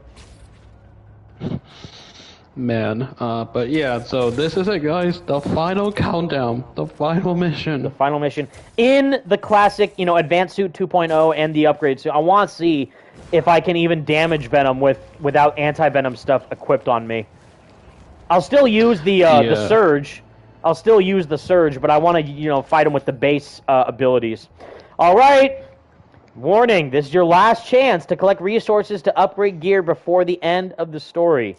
Well, actually... we don't need no upgrades. We don't need no upgrades, but we did get the final Symbiote Surge suit look, because what about gadgets? Because I know that there's the extra gadget stuff. Webs, we got that. Upshot, got that. Web Grabber, do not have that. City tokens? How do you get city tokens? So see... So you gotta play the game again to get some of the extra upgrades. So city tokens for the golden web grabber. We don't have that. Sonic Burst. Have that. Ricochet web. Have that. What about skills? No. What was it? It's a suit tech. That's right. Because you get the dual upgrades for some of these abilities. Equipped for health. Damage. Damage. No, I can't do it. I don't have enough city tokens. That stinks. So. I'm not able to fully get all those upgrades yet. No. What about this one? Although I will say this, it is kind of ridiculous and kind of lame that you get like the golden gadgets are just like a cosmetic, like they don't even do anything. Yeah. So yeah, sadly, all these abilities, the rare tech parts and the city tokens, can only be gained if I do another New Game Plus playthrough. Which at least that incentivizes you to play through the game again, but. I think it would have been better if you just could upgrade all that during a single New Game Plus playthrough. But, oh well. I'll still beat Venom's butt no matter what. I got this. But I wish you good luck with using non-symbiote abilities. Non-symbiote. We'll see. If I'm able to even put a dent in him, we'll see. But if not, then I'll wear the black suit white version instead of the anti-Venom suit. All right. Let's go time. And also hear the best voice acting from Yuri Lowenthal and Tony Todd. Award-winning performances from all of them. Even Graham Phillips does a great job. So right here, again,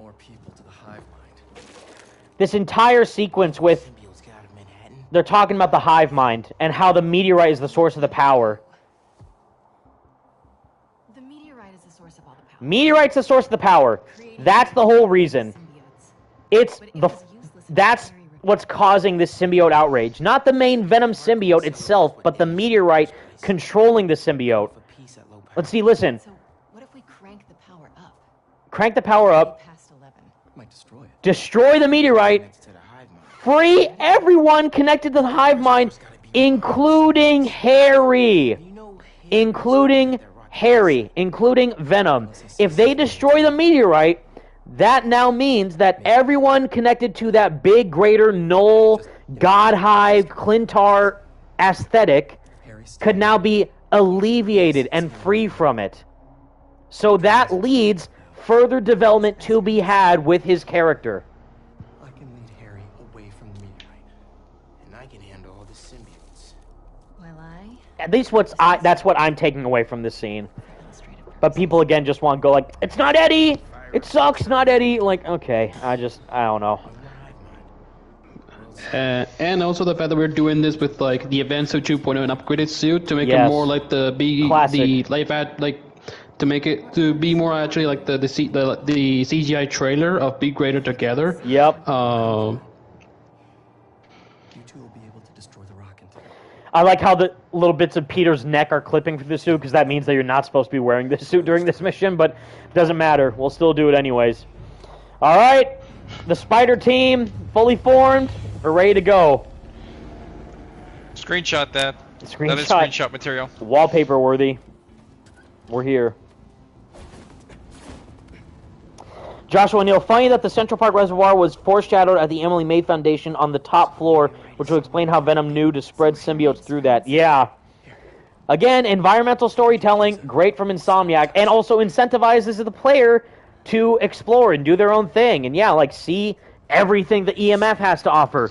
Do all the side missions before this, because, yeah, it would make zero sense to do, like, the Brooklyn Visions school fair mission while the symbiote invasion's happening. Like, that makes no sense at all. So that's why, again, adding a bit, like, at least, like, 2 to 3 more hours worth of story would have done justice to adding a bit more depth to the symbiote Venom Null hive mind connection and everything. But again, if you're a nutcase like me, knowing about all this lore and how this connects, it does make sense. So here, so right here, kind of an issue. Like, yes, this mission in concept is cool, where you are going into a giant symbiote nest as MJ to then fight hordes of symbiotes. But it would have been cool instead of, like, fighting, you know, several different versions as MJ, kind of making her a bit OP. And even Brian Intar said this during, like, one of the interviews, like, yeah, I know she's OP, but it doesn't matter. Just show her as a hero, which I respect, because she's, you know, whatever. She's doing her own thing in this. But allowing her to kind of, like, sneak around and hide from Venom in this, just like, again, Miles hiding from Rhino, having MJ hide from Venom would have been a really cool twist on that mission. Because she was running away from Peter in the black suit, but now, you know, doubling down that, like, Venom's so massive, MJ would try to have to sneak around to get the meteorite while sensing, like, Harry's there or whatever, and, like, run away from Harry while he's Venom. Would have been nuts.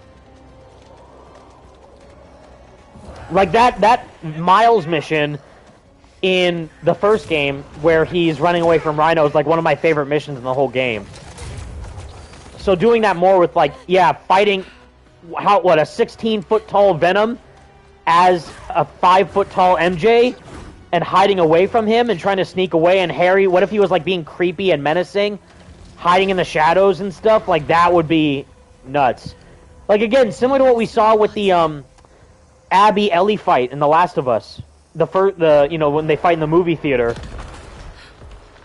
where you have to sneak around and, you know, use certain environmental objects to hit Ellie with. Would have been cool to do with MJ.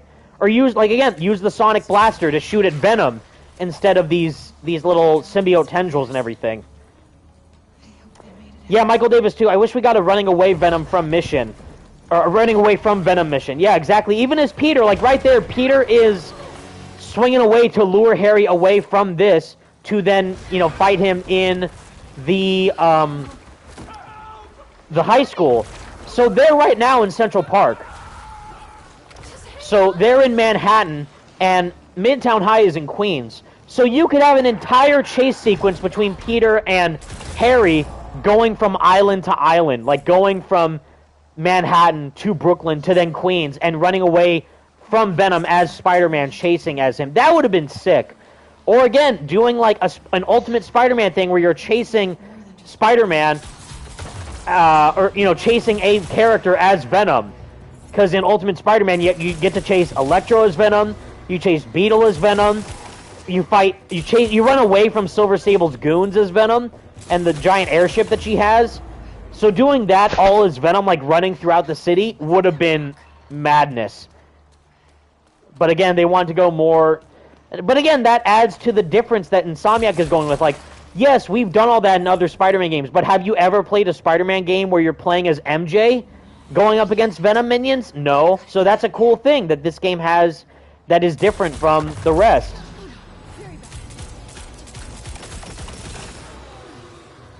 It's just a matter of, you know, what ideas they want to include in the game. Oh, God! Versus what they don't want to include. I don't want to die. There's one left. Get out of here. I have the worst aim in the world. Come on. There we go. But we're gonna start sharpening up those skills, because when we play Marvel Rivals, you gotta get it. You gotta be on your game. Oh my man. God, that's right. When we play Marvel Rivals together, that's gonna be.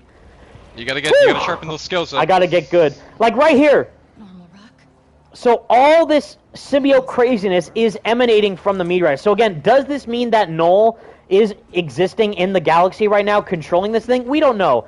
But the very look, symbiotes are coming from this meteorite. So it proves, at least indicates, that the meteorite is the one kind of puppeteering, manipulating the greater spectrum of why the symbiote is acting the way it is in the context of this game. And now that the meteorite will be destroyed, there's more depth to be had after the symbiote is freed from the meteorite, from the control, from the wider hive mind, the god hive, everything that's going on here. There's so much that they're telling without, again, it's all the subtext, the deeper context that you have to look at for the comic lore and what Insomniac is doing with their own Venom story. And how this is just the beginning, I feel like, of where they can take it. See, right there, MJ, it feels alive. The meteorite itself is a living thing. So now that that living entity is now dead, because it's destroyed, it now lets the other part of the living being, with the other symbiote that the Venom symbiote is, to then, regain its own free will, and separate its control from the God Hive, from the other Clintar, from Null, from the symbiote hive mind, all this stuff. If I get this rock back, it's game over. I'll be right back. See, MJ, come on, where are we going?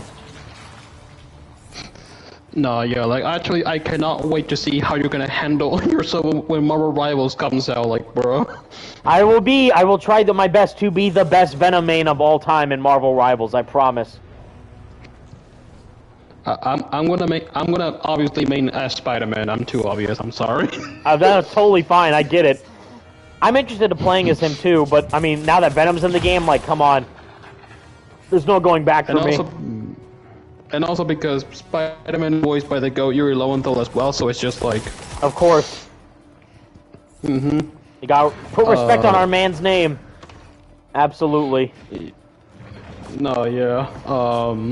But man, this mission right here, I don't know about you, but it gave me it reminds me a lot to Alan Wake, the first one, for some odd reason. I totally get that. It's totally like Resident Evil right now, with MJ going up against soloing these symbiotes just with this gun.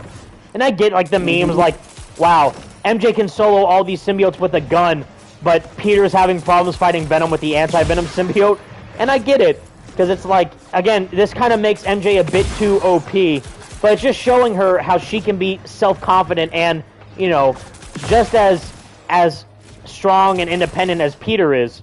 But again, I feel like that's a bit, you could have still done that, but make it so that, again, instead of fighting hordes and hordes and hordes of symbiotes, instead make it go after, Venom, and have her just fight Harry one-on-one, but sneak around, not go, John Rambo style, but, be more intelligent and sneak around and more, strategic with how you go, because now this, do this, but instead of this giant symbiote, right here she should be dead, but instead they just want to give her own time to shine against these giant symbiotes. And I get it, but again, I think going up 1v1 against Venom would have been more impactful than doing Resident MJ. Alan Watson, Mary Wake, Watson. Yeah. Anything like that. No, yeah. Although I will say this boss fight with this, which actually, fun fact, these symbiotes with the colors are actually a reference to the 5 Venoms. Yep. With Riot, Slasher, Phage, Agony, you got Scream too. Cage. Yeah. So again, those are all Easter eggs to other cool comics lore stuff with the Life Foundation symbiotes. Mm-hmm. Which we thought for a second that maybe the Life Foundation was going to be involved in this game at some point, but it wasn't. But instead, we did get, the Emily May Foundation, so we got kind of a foundation of sorts, but yeah. No, yeah. Yeah, DG Gaming, Lasher, Phage, Agony, Riot, and Hybrid. Yeah, all of them are directly referenced with the colors. And now we get to the Here we go. Probably the best moment of this final mission. Seeing Peter fight Venom in the advanced suit just feels so right. I don't know. I understand him fighting him in the anti-Venom suit, and again, anti-Ox suit, anti-Venom suit. They got to do that just, you know, to up their game against these bigger threats. But I don't know, this just feels so right seeing him in the main red and blue suit. All right, Harry. Now we actually... This is the way we become best friends. I'm waiting for like an ultimate Spider-Man tease. Our fathers died to create me, and now you will too. Come on, Harry. You scumbag. We can fight you. We'll free you, buddy. Oh my god. Oh my god. Oh my god. Oh, and parry. I tried to parry. He already killed me. He already killed me. I swear to God, I was tapping L1 several times. Harry, come on, bro. Man. I know it says no webs work against Venom, but if you keep shooting him with your webs, you build up like a little bit of the combo meter, so it does help. See, okay, so a little bit of the tentacles, the Iron Spider. See, they're working. The Iron Spider legs are working against him. Oh, but later on, when you do like his rage mode, yeah, that's gonna be a problem. Yeah. I'm trying to. Oh God, Harry, no, go away. I'm trying to. No, I'm trying to yank this. Woo, there we go. Where we become best friends. Yeah. And this is the place where we become brothers. Brothers. Oh yeah. Join us. I love Tony's acting in the scene. Again, I wanna interview Tony Todd so badly, just to get his input about what went into this scene and what his perspective is on all this. Yeah, but he's a busy man. Understandably so. Oh God, he's gonna dunk on me. He's doing the Venom dunk meme. Oh no. Oh my God. Ow. He is dunking on. He's dunking on Evan right now. Yeah, seeing this scene was wild, you know, playing it for the first time. Yeah. This actually makes me wonder, like, you know, with how good this final boss is, it makes me wonder, what the hell are they gonna do for Spider-Man 3 with Green Goblin? Exactly. Or again, like what we talked about, how are they gonna open the game? Oh God! Ow! Bit me like a Snickers bar. Ouch! Like, how are they gonna open? Like, we got Sandman. What's next for you know, Spider-Man 3? I'm very excited to see what that could be. All right, you tested me for too long, Harry. Now I got my surge going. My God. Is Peter gonna get the, which is something that a lot of people meme about, is like, oh, is he gonna get the anti-goblins? He might. He honestly might. No joke. Like, you know, depending on what happens between Goblin and Peter, he might need something like that. Anti-Goblin suit. And it turns out that the anti-goblin suit is just a classic suit, like, bro. That would be actually fire. Like, he has no way to fight against goblins, so he just, you know, puts on classic red and blues. That'd be kind of cool. Actually, be kind of sick, actually. I can pull this. Harry, you scumbag! I'm trying to help you!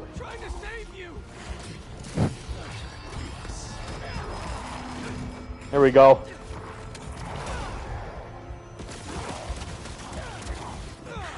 None of those hits hit.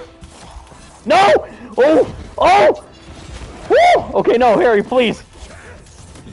I love that line from him, by the way. We're giving you a chance, Pete. Like, again, the symbiote and Harry care too much about Peter at this point to simply kill him for revenge. They don't even want to kill him. They just, like, join us. Okay, come on. They're like, we're giving you a chance. We're giving you a chance, but you're just making it too hard for us. Yeah. We will do what we have to, but if you aren't willing to join us, we will get you out of our way. Which is what Brian Intar even said when I interviewed him back when the game released. No, yeah. We know it. Tony Todd, I quote this like line once a day from Tony because of how good he is in this game, in these moments. Especially like, you know, then why don't you trust us? Like, that's one of my favorites. Oh, man. So right there, now Venom is in rage mode, which is something that he did not have when we fought Kraven. So that tells me that if we were to get some type of Venom expansion or whatever, that they could add more gameplay mechanics to how Venom operates in the game. with game, and also he didn't even have a triangle, an L1 triangle, L1 X move either. So yeah, like if you know, you know. Oh my god, yeah. So his health doesn't go down with the Iron Spider legs. I want to still see if I can put. Oh, ow! I want. After everything we've done for you, yeah, that's a great line. I want to see if I can beat some type of amount of him with my main red and blues without the anti-venom suit. Something tells me we're probably gonna be here for a good while. We're gonna be here for a while, but look, I'm already punching him. His health is going down.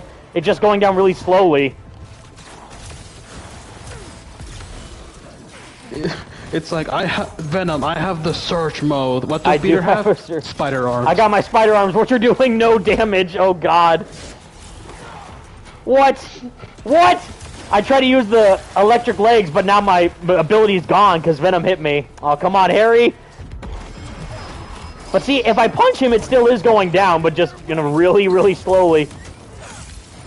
I can do this! Bruh. Don't worry, I'm playing it, like, on the most hardest difficulty possible. Come here, you scumbag. You're my best friend, but I can still kick your ass if I want to, Harry. Whoa! Alright, come on. We're making progress, Oh, here we go, Surge. I'll use the Surge. I don't mind. No, go to... Where's Venom? There you go. Lay in on him. There you go. There you go. There you go.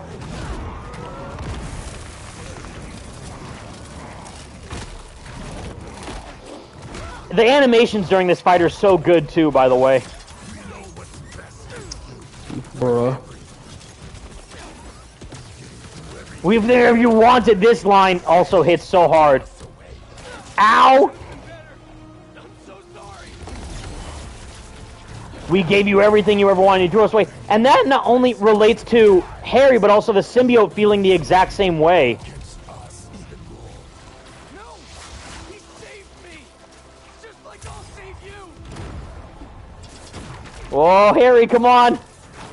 Think about everything we've done up to this point, remember? Swish, swish, bish, remember that? At the Coney Island? Come on. Oh, God. All right, another surge. Or Dad. Again, he hates Harry, he hates Norman and Peter simultaneously. Wait, then why don't you trust us? Oh, my God. Tony, give him the award. Give him the award. Give him the award of Best Venom and Media. Best Venom of all time goes to Tony Todd. Honestly, deserved.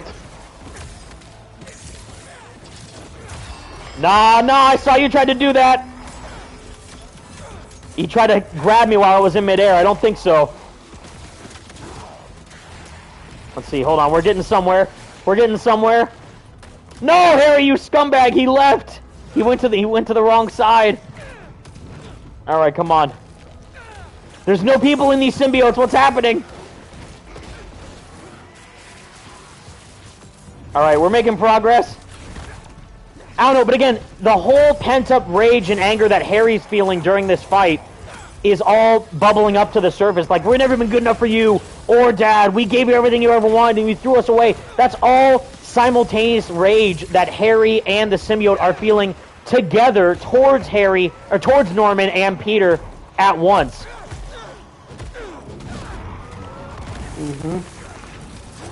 Oh, we can't even see it. Venom dirt. Oh, no. We're blocked by symbiote tendrils. No, come on. My last chance to use the symbiote surge. We did it. I feel confident. I feel good in myself knowing that we did the majority of this fight with the red suit. I only used the surge just for the you know, the special moves. I feel like that counts. Damn. Nice. This shot too is so sick. The theme in the background, John Paizono cooked so hard with with Venom's theme in this. Oh, Megan Schmidt, $5 or $10 donation. Thank you so much. I met Tony Todd in December, and he asked me what my favorite Venom line is. I tried to do my best Venom voice and said, "Kill Craven." And then he did in the Venom voice. That's so cool! Yeah, Tony Todd's the best Megan. Yeah, I actually met Tony in December as well. Well, actually, that's a lie. I met him initially during San Diego Comic-Con in July, but it was very, very briefly when he was autographing like a poster that I got for the game. But I met him really one-on-one in December during San Francisco Fan Expo, and that was really cool. So again, another cool thing. Yes, you could say Venom grows wings because of the King in Black connection and all that. Peter uses web wings in the game. So the symbiote learned that from Peter, and it used it as Venom. That's such a good detail. They started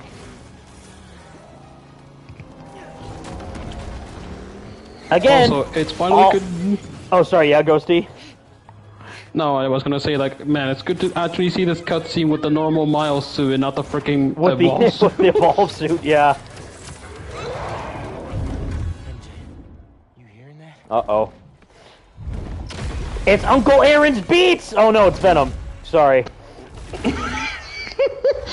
Bro. So I really like this rage design that Venom has. But again, I like his base design more. But this, again, makes me think that Venom is looking like this in like a rage mode Venom. And I like how he has the white patches on his hands. But if they're to do like, you know, a Venom game or Venom DLC, whatever, make him more playable, and expand his moveset, give him like the L3, R3 rage mode as Venom. That would be sick. Let's just get him out of And again, L1 triangle, L1 X moves that we did not get to use as Venom, that would be even cooler. Yep. And again, traversal mechanics, what would that look like with this Venom? Because he has wings. So would he be able to like fly around the city, or would he web swing or jump? Like, how would that work? So I think there's a lot more to explore with his overall moveset. Alright, Venom. Come on, Harry. What you got? You're not getting this rock, man. Time for Venom to fight off Miles, a character that he didn't even interact with that much in the game. Only interacted with a phone call and once at Coney Island. But again, that's why I think they should have added more stuff to him, you know, connecting with in person. Don't forget Miles did an unnecessary flip. He did do the unnecessary flip. He stunted on him. The exaggerated swagger is alive and well. Also, I actually... That we are like, I so think close! I love that line from Tony. Sorry. I just had to say it. No, like, even Venom says, like, you don't know us. Like, you don't know Yeah. what we do. It's like, that's not entirely wrong, because they didn't really interact as much throughout the game. Yeah, so like even Venom himself, he realizes that, yeah, like what is Miles doing in here? Like, he doesn't have anything to do with what we're currently doing now. Yes. Harry, you scumbag! Don't you make me do this! Also, you should have probably done this with Miles with the yellow electricity powers and not with the blue powers. That's right. Heard enough about this nightmare. I wonder how that would work. I'll change it after this boss section, but yeah, we'll see how that might change things. Because then, yeah, spamming all these moves is like so easy. It's like massive easy mode with all these the abilities, the blue Venom powers. Nah, yeah. Although one thing that like that I've noticed is that when he has this rage search design, he has like a back spider logo. He has it, but in other times he doesn't have it. He doesn't have it, yeah, which is weird because he had it when he came into the MF, but now he doesn't have it. So it's like I don't know, because again, it's always continuously changing. But yeah, I don't know what's. So again, more symbiotes are coming from that meteorite, which is the core of all this symbiote stuff that's happening right now. Because that's, again, the will of Null and the Hive Mind, the God Hive, all that wanting to make that prominent throughout the city. But for Harry, again, he's only thinking that he's healing the world, and the symbiote's only amplifying all that in his own mind. So he is in control at first, but it's only later on, like, when he gets the sonic grenade to the brain, that he finally wakes up. It's like, wait a minute, what's going on? So let me see. Let me change, yeah, the Miles build. If that, I wonder how I'll fare against Venom with. I wonder if it matters like how Peter did. We'll see. Doing this for Pete? So again, this is all the symbiote and Harry speaking in unison about this. Woo! Come on, Venom! Oh, snap! Uh-oh. Uh-oh. Oh, snap. Oh, I missed that! Oh, shoot. Oh, no, it did? That got him? Alright. See, he said need to hit him with more blue sparks. What about the main one, the orange one? So in the forest, that's the symbiote saying that in the forest. So this is a point where the symbiote is controlling more the host than the host being in control. But again, we've seen that in other Venom media before, like the 90s show even did that, and you know, Spectacular Spider-Man to a point. And Web of Shadows, of course. Nah, yeah. I'll parry all this, come on. Uh-oh. There we go. Woo! Get back here, Harry. Ooh. Get over here. I'm not done with you yet. That's right. I'm not through beating on you yet. Nico77 says, do the camouflage. Oh, I keep... That's right. Well, now it definitely, because he's, I know Venom's supposed to say a line of dialogue about this, but, oh, God. See, wait, did he actually try and hit me while it was still camouflaged? Yeah, he's crazy. No. Bruh. No. Double no. That did not hit anything, Miles. Ah. No, no. Okay. Oh. So, like, I will say that the boss fight itself is definitely better, but it doesn't have the emotional impact of the first game's final boss fight. No, yeah, because again, it was more personal between Peter and Otto, and even fighting on the side of the building was awesome. But yeah, if they had Miles more connected to Harry, then it would hit much harder during this final fight. Which is why I think if they were going to do this and not make Miles as connected to Harry, then they should have had Miles fight Venom first and then Peter fight Venom last. Yeah. Here we go. Sonic grenade to the brain, to the dome. And now Harry's back. I love seeing, by the way, unmasked Harry Venom. Like, this looks so crazy. Pete. So he sees now, like, wait a minute. This isn't right. Because this is all the influence of the meteorite and Null and the hive mind wanting to dominate the world rather than Harry actually wanting to do it himself. Because the meteorite's such a deeply rooted connection to the God Hive and the Clintar and Null and all this crazy stuff. Alley-oop? Alley-oop. Seeing this scene in the classic suits feels so right. Come on, get these hands, Harry! Oh. Get these hands, Harry! Get these hands, Harry! Come on!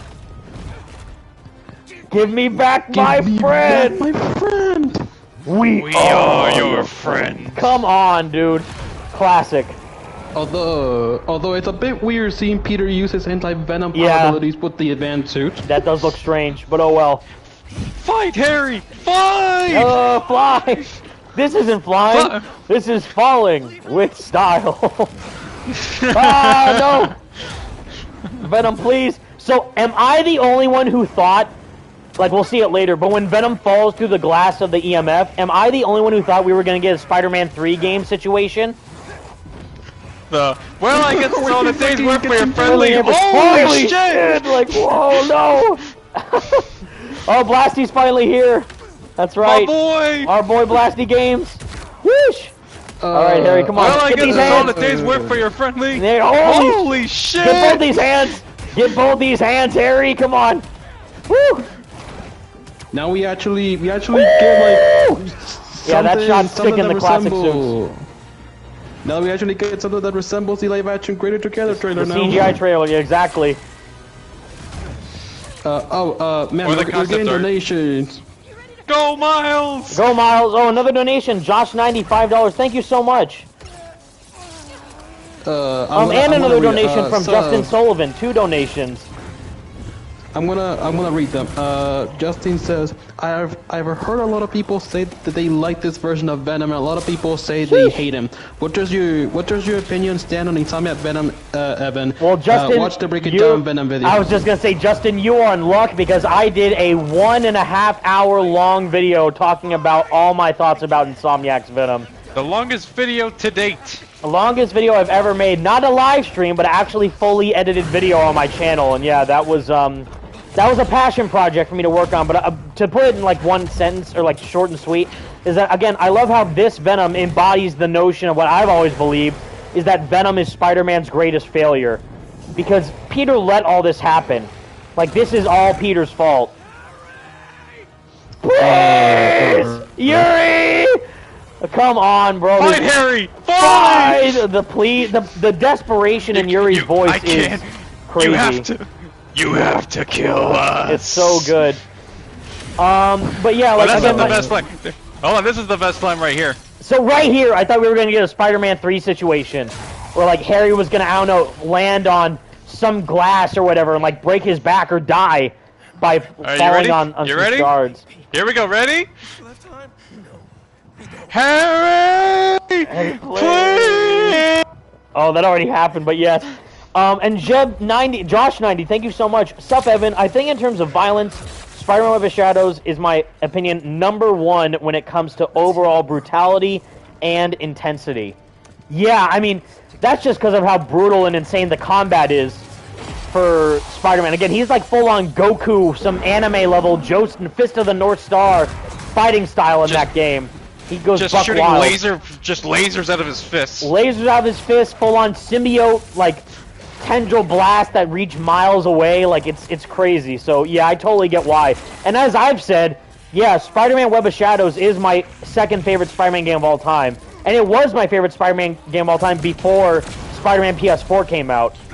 Which shows just how much I love Web of Shadows. Yeah, Gabe the Monster, he literally ripped Wolverine in half in that game. Yeah, he was built different. He was massively built different. So right there, the symbiote just explodes with more, or the meteorite explodes with more tendrils coming out of it, more symbiotes. That's the source of everything. Come on, Harry. Oh no, my bud. Like, I was on the edge of my seat throughout this entire, like, yeah, I'm like, what is happening? Bruh. And see, even then, the symbiote's still trying to join on to Peter even after everything. Ah! God, Yuri! The screaming, come on, dude. Oh, like, I feel so bad. I would not be surprised if Yuri Lowenthal was like, "Can I take a break from doing this after this recording session?" Yes.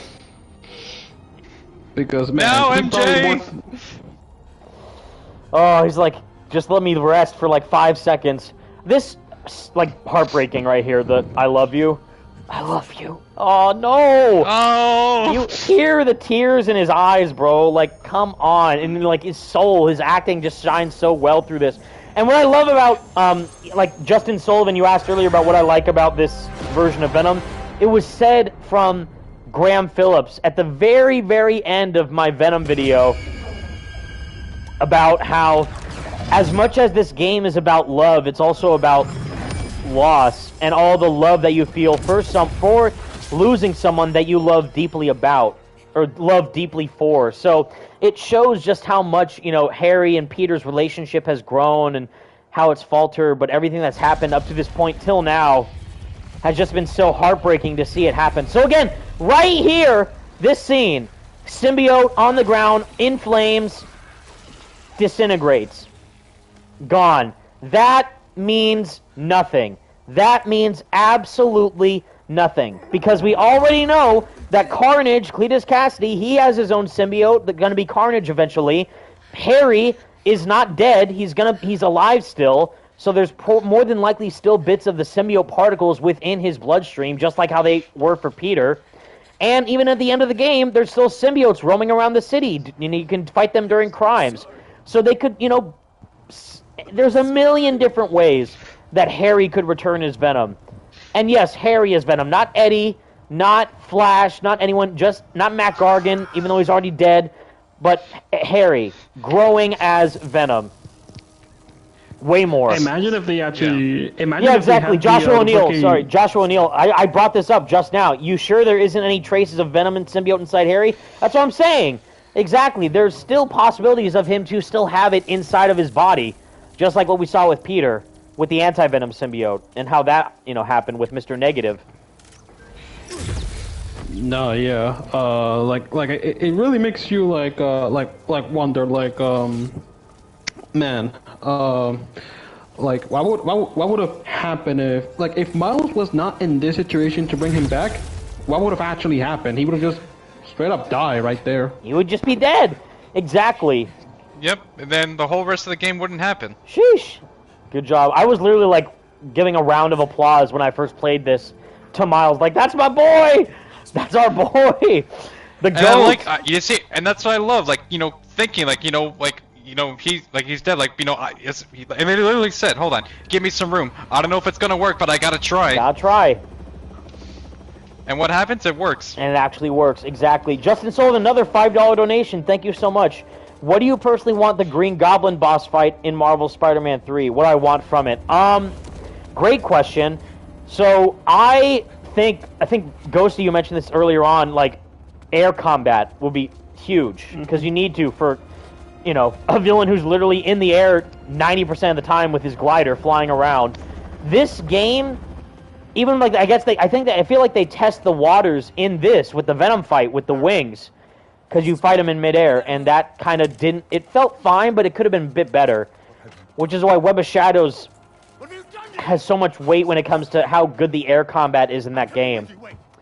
So, especially when you fight Symbiote Vulture, or even just Vulture in general, both fights, Symbiote Vulture and normal Vulture in Web of Shadows is incredible. So, with Green Goblin, I would a big emphasis on air combat. Peter and Miles tag teaming a lot, trying to, swoop around different areas of him flying and doing everything. So, his chances of coming back yeah, are very slim. I would like to see them kind of double down on all the aerial stuff.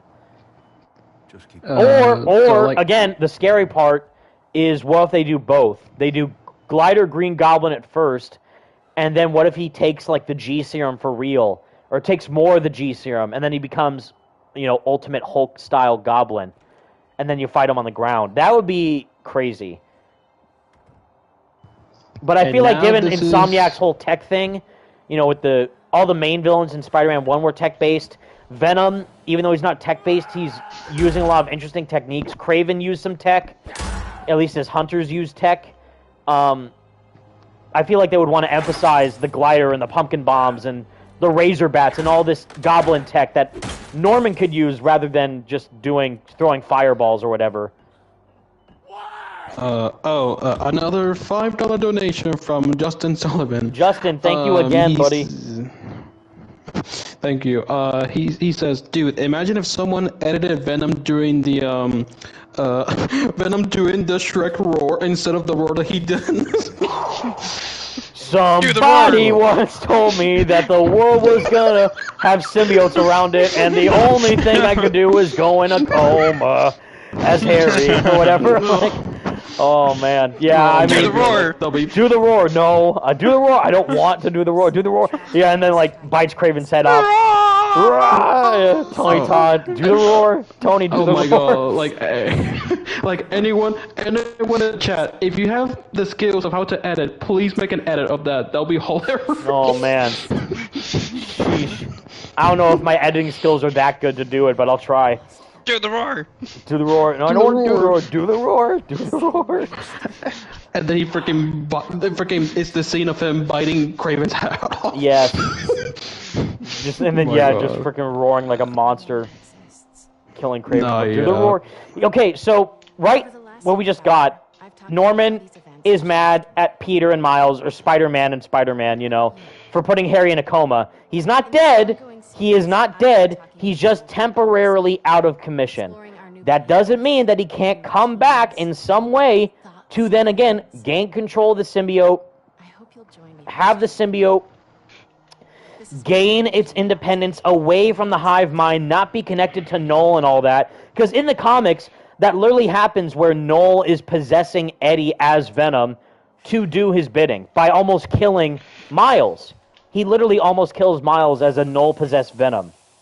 So because Null is possessing more than likely the symbiote in this game to take over the world and, you know, clear everyone out with symbiotes and everything, now that that source is gone, and there's bits of symbiote probably hopefully left within Harry, I'll take those. or what we could see later with Cletus becoming Carnage, then the symbiote could act more differently compared to what we saw here and be separated from that greater connection.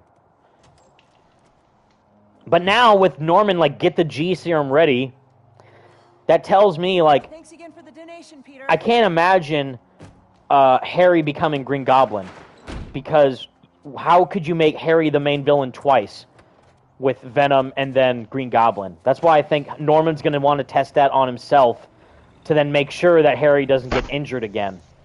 So because he'll do that and not be aware of the ramifications of Harry getting the G serum or whatever, he could use the G serum to then become Green Goblin or go insane and then become the Goblin.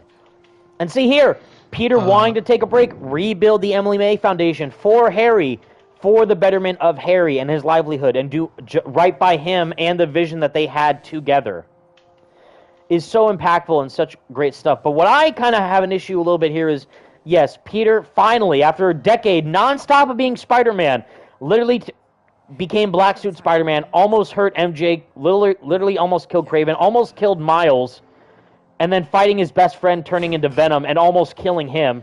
You ready? Obviously he deserves a break. No doubt about it. But what I kind of find odd is that the main reason why Peter takes a break in the comics is just, all the stress that he feels as Spider-Man, like, Spider-Man no more. I'm done being Spider-Man. I want to live my own life as Peter without the superhero stuff getting in the way. But he's shirking the responsibility that Uncle Ben, kind of influenced onto him with,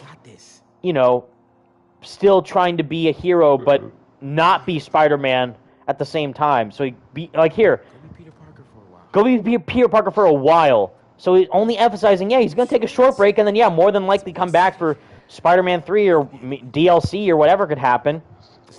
But even when Peter takes a break in the comics, all of his villains are still out there running amok. It's just that he feels so worn down that Maybe not now, but he wants to take a break, but he eventually decides, not to, because the city needs him, because it's so desperately in need because of all the people in the city getting hurt by his villains. But in this game, a lot of his main villains are now dead. So now it's not about really taking a break to shirk the responsibility, but now it's that he can take a break because there's no big threat going on within New York. Harry's in a coma, so Venom's gone. Shocker's dead, Electro's dead, Vulture's dead, Kraven's dead, Scorpion's dead, and presumably Rhino's dead. That's 6 of his main villains gone. Otto's in prison, Norman's not the Goblin yet, Mysterio's reformed, Kurt Connors is back to being Kurt Connors. So there's no real big threat in the city that he needs to face right now.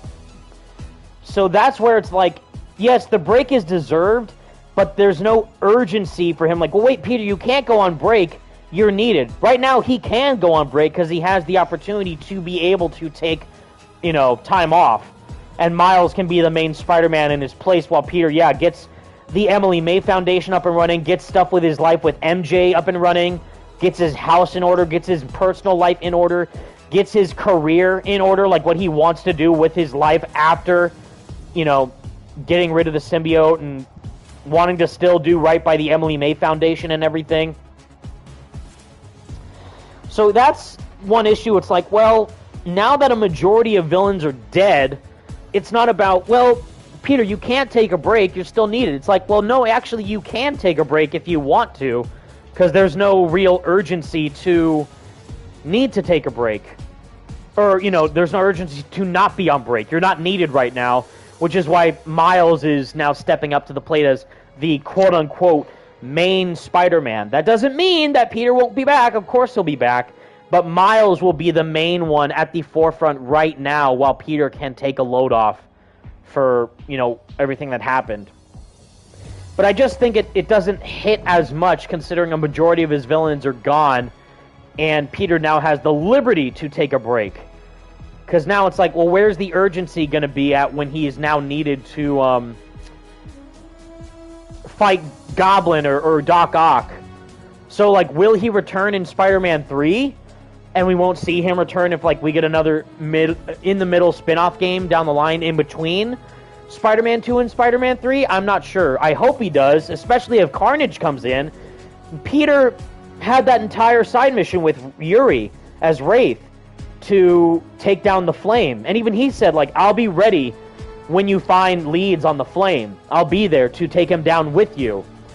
So it wouldn't make any sense for Peter to be on break if Carnage comes in and instead have Miles deal with Carnage when he had 0 interactions with Carnage throughout that entire side mission. So, okay. And yeah, see, so Joshua O'Neill, what the only threats active are Chameleon and Carnage. Yeah, Chameleon, let's list them off. Chameleon, Carnage, Green Goblin's going to be down the line as the big threat. Doc Ock will return. Maybe Venom will return, but we don't know as who. Harry or Eddie. I still think Harry makes the most sense. And yeah, all the other villains are either dead or reformed. Like Lizard's reformed, Mysterio's reformed. Well, Tombstone. Tombstone. well, don't forget, exactly. Kingpin is still like Tombstone's lurking in reformed. the shadows.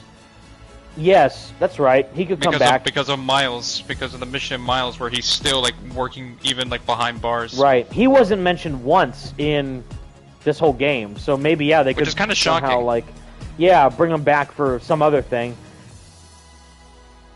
I guess that's because they wanted to focus more on the Venom stuff and everything, but yeah. Oh my God! So, DC and Marvel Fan 29, they say, what about Screwball? Oh God, that's the main God, villain. No. Craven totally killed her, and she's definitely not still alive. Gone, done. Don't know anything about that. Imagine if like Craven gave her like the worst death out of everyone else. That'd be hilarious. I love this shot, by the way. Peter ripping off the black suit looks so clean. I love how it shows the advanced suit white logo with the black suit white logo. Ooh. Oof. Oof. Yeah. But like, okay, peak. Peak. Okay, Evan. If you were to like make some prediction as to what the next game in this series could be, whether it's going to be a spin-off game or is it going to be directly Spider-Man 3? Well, again, if any of you have seen the leaks, if you know, you know, but we here respect Insomniac, so we're not going to be talking about any of that.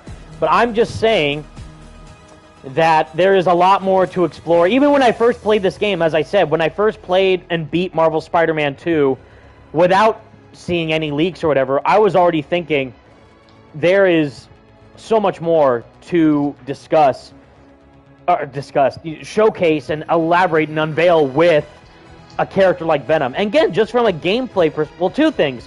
One, from a gameplay perspective, just in the sense of what we said, there's no L1 triangle move, L1 X move, or L3 R3 rage mode for Venom during his level. So that tells me that was simply a taste of what a Venom game could be like to give you that playability. And even Brian Intar said himself, like, I'm not an idiot. The first thing that we set forth with putting Venom in our game is that we're going to make him playable. That was their goal from day one. So Brian Intar is already a GOAT for doing that, knowing what the fans want is to be able to play as Venom. So why not expand upon all those gameplay mechanics that they already spent so much time and money into developing and give him, some other experience down the line, whether that be DLC or an expansion or whatever, some type of Miles Morales-esque spinoff for Venom to continue that growth for his character and make him more prominent in the story. Why? So there's that. But the other thing is that even John Paquette, the main writer of Spider-Man 2 himself, said back when the game launched, crazy enough, this is like, okay, great, like, for people who are waiting for the game, like, great, October 20th, we're here, Spider-Man 2 is released, I'm going to play the game, can't wait. Literally that same day, John Paquette dropped the news bomb like, oh yeah, we'd love to do a Venom game if fans want it. It's like, excuse me? Like, that was like the craziest... I beg your pardon? I beg your pardon, good sir? Like, what did you just say? I'm sorry, I'm sorry, could you repeat that again? Yeah, could you say that for the people in the back? What did you just say? Yeah, so it's like... What did he say? The fact that the main head writer of Marvel Spider-Man 2 said, yeah, we will be looking at, the reception for Spider-Man 2 and whatever, but yeah, if the fans are feeling vocal about it enough, we'd love to do a Venom game. And even back then, I'm like, when the game was coming out, we did not know whether or not Venom was going to be playable. We all speculated, but it wasn't officially confirmed or anything. The moment that Venom was playable, like confirmed playable during that mission, when Venom is, press square to attack, you're playing as Venom, right then and there I knew this is just the start. There's no way that you can do only one level with a fully developed move set for Venom and not expand upon that further in his own thing or whatever. And again, people were not complaining where we only got, Hope you're hungry. 20 minutes of Dr. Octopus in Spider-Man 1. People were not complaining. We only got 20 minutes of Tinkerer fighting Miles in Miles Morales. Everyone was like, we need more Venom. We need more Venom. We need more Venom. We need more Venom. Why? Because Venom's such a huge popular character. And even what I revealed during the last year's San Francisco Fan Expo, where I got to talk to Tony Todd, he said they pretty much only used 10% of his dialogue in this game as Venom. And that makes sense, because there's a lot of lines where, especially in the Venom mission, Venom either doesn't say anything, or you only get little bits and pieces of Venom dialogue where, it's speckled throughout the final boss fight of the game. Because the whole buildup of this game is to see the origin of Harry becoming Venom. So now, if they have lines of dialogue that Tony recorded that are still unutilized, there's an opportunity for them to further, use that somewhere down the line in the future. But again, to clarify, that whole 10% of Venom dialogue thing wasn't just they scrapped all these scenes with Venom. No, it was more about unused concepts with Venom, as in Tony Todd also recorded lines where he was Scream, where he was Symbiote MJ, where he was potentially going to be a symbiote version of Miles with the black suit, and yeah, probably other Venom lines. But again, all these possibilities of he was recording lines for not just Venom, but also the symbiote in general and all that embodies. So that's why it's all the stuff that they did not use is probably stuff that we just did not see in this game for the main story with, again, black suit Miles, Scream, Tony Todd is Scream or anything like that. Instead, they just got Laura Bailey to do it, which was outstanding. Her performance as Scream was really, really good. But yeah, now more room to grow. And especially with this bombshell of a news drop here, this reveal I was not expecting at all. I don't know why. The whole time when she said she was dating someone and they were going to reveal who it was, for some reason, I was thinking Alistair Smythe. In nowhere in my mind, I was thinking Albert Moon and Cindy Moon's now revealed. I was not thinking that at all. And if you want to know more about that, I actually I interviewed Jacqueline Pignol, the wonderful actress who plays Real Morales in this game. I interviewed her. And we talked about that scene with her meeting Albert Moon and Silk and all that, and what that means for the future. We talked about that, so definitely go check that video out if you haven't already. But we did it! We beat New Game Plus, folks! Woo! Woohoo!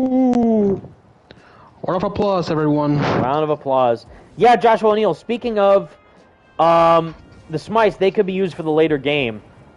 Yeah, again, there's no shortage of enemies that Welcome back, Dana Club.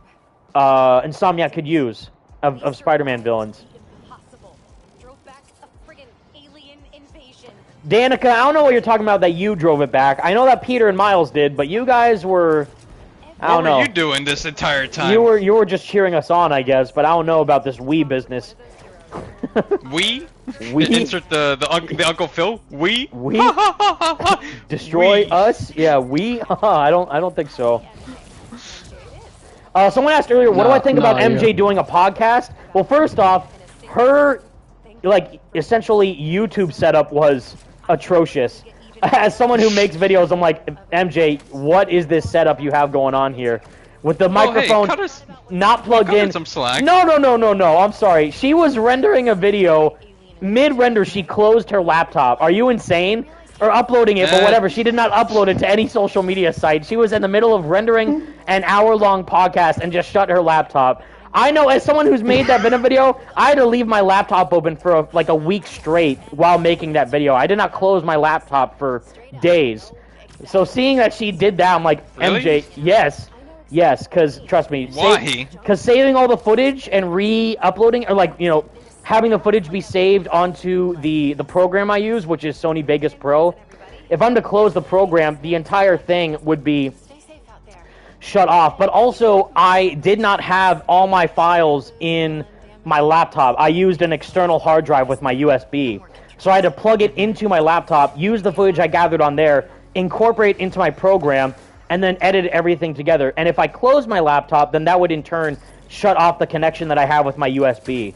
So which would then corrupt all the files that I incorporated onto my editing program. There's a lot that goes into editing videos, folks. So, Oh, I know. Oh, trust me, there is. I know. It's too much. It's a lot. But yeah, bro, doing all that with like, the what's it called, with Sony Vegas, I was like, oh my god, please, can I Okay. Well, I use Premiere Pro, so... Watch out, I did use Vegas, but now I use Premiere Pro. So, cool, shout out to my awesome, you know, my mom. She actually got me a new laptop as a graduation gift and installed Premiere Pro on it. But I have used Sony Vegas Pro for the past 8 years since I got my laptop. So I now need to kind of relearn the,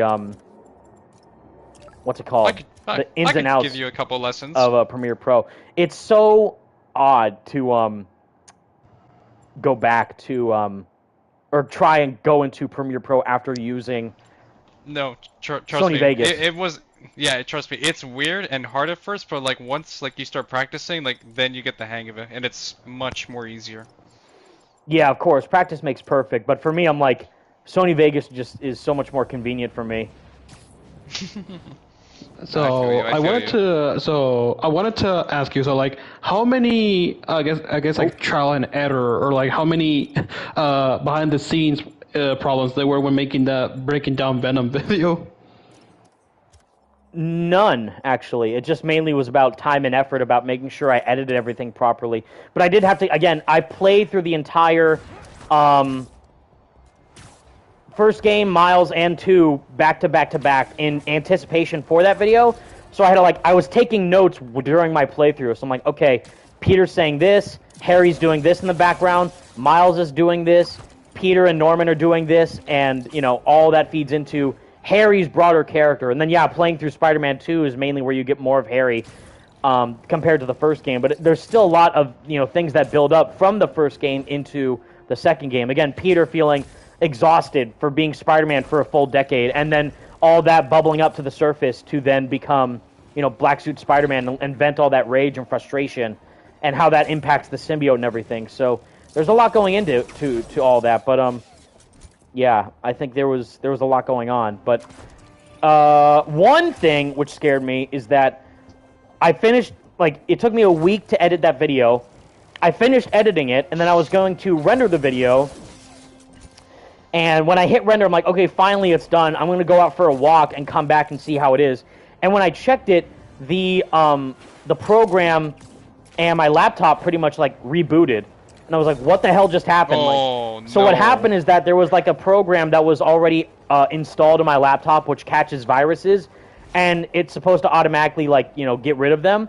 And apparently one was, you know, installed for, like, one of the videos I downloaded and used in my Venom video, and it fixed that. And luckily it was just, like, some frame rate issue or whatever. But because of that, it had to, like, reinstall all my work. And I'm like, oh my god. And it closed the app mid-render. Like, it closed my Sony Vegas app. But then I'm like, are you effing serious right now? And then I rebooted the app, and then it luckily saved my progress. So it saved all my progress before I rendered it, so everything was fine. It scared me because it had to, like, reboot a couple things to just make sure it got the best quality possible. But I almost had a heart attack. No, I would have a heart attack if that happened. Let's see, was Like it Sig? all that footage and like putting everything Harry together. wanted you to like, have this from Norman. Okay, Norman. Oh, sorry, what were you saying, Franco? No, trust me, I would be absolutely terrified. Yeah. If I made a an hour and a half A video. movie, and then pretty much. Yeah, pretty much a movie, like short film. Yeah. And like the whole the whole project got corrupted Gone. and everything was gone. Yeah, I would be in tears. I would be too. But so you actually said that you got like a new laptop on your graduation. Yes, so the laptop that I've been using for the past 8 years, which I still use to edit my videos, is a Inspiron 15 Dell laptop, 2-in-1. So it's a touchscreen laptop which holds, pretty good storage space and still works pretty damn good to this day. But I got it back in 2017. So recently, I got an XPS laptop, which is smaller than the one I have now, Dell as well, to run Premiere Pro. Mm-hmm. I don't know what it is, but I was able to do this puzzle pretty quickly the first time. For whatever reason, I don't know if I've just lost brain cells or something, it's really hard for me to do this puzzle for some unknown reason, and I don't know why. It's like it's like on my first try, I did it without any issues, but now I need to do it. I'm just like, how did I do this? What the hell is going on? Yeah, like, what the heck is all this? Like, let's see. No. Like I just skipped the puzzles. I don't know. I can't. I need to earn. I need to earn my spot. I need to earn the end with Harry. This beautiful dialogue, which again, recorded beautifully by Graham Phillips, but also adds so much more weight to Harry and Peter's relationship with, again, the evolution of growing Venom's character even further has a lot more potential than just giving it to Eddie Brock, where it's like seeing where the Emily May Foundation is going and what they could do as partners and everything, and where that leads to the future of them being together and all that. Like, it hits hard and has so much more weight to it than just bring in a totally different character. After this entire journey they went through and scrapping it, no. I say thee nay, sir. No. Niet. Son of a... Okay. Hold on. Wait.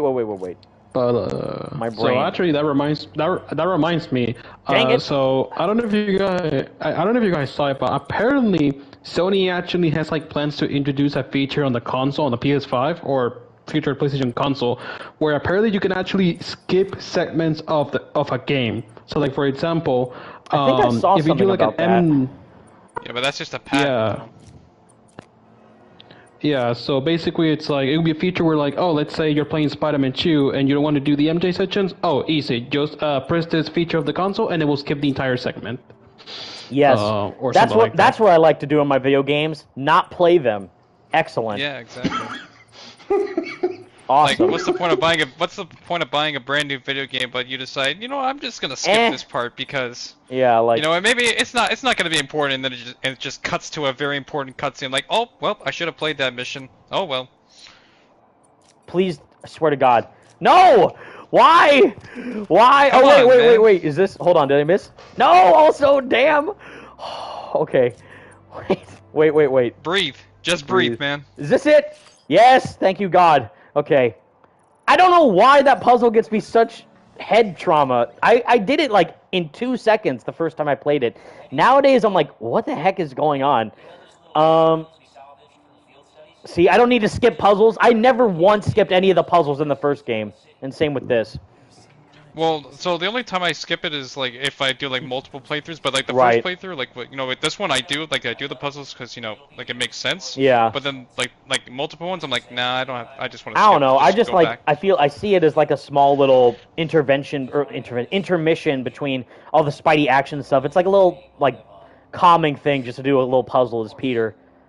So again, if I know for a fact Central Park in Spider-Man 3 is going to look like that, it's going to look so beautiful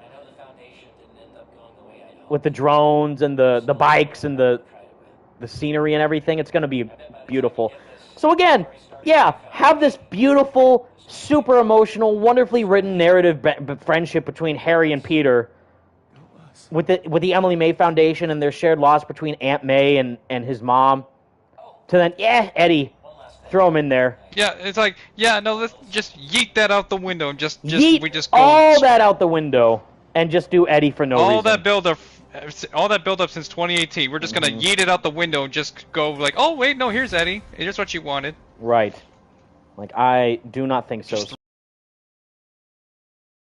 So, we did it, boys. We made it to the very end of the game. All side missions done. Is it there? Yep, 100% done. Peter, done. Hell Miles, yeah. done. Side missions done. Mysterium's done. Flame missions done. EMF missions done. Hunter Blind's done. Spider-Bot's done. Photo Ops done. And all the Uncle Aaron beats done.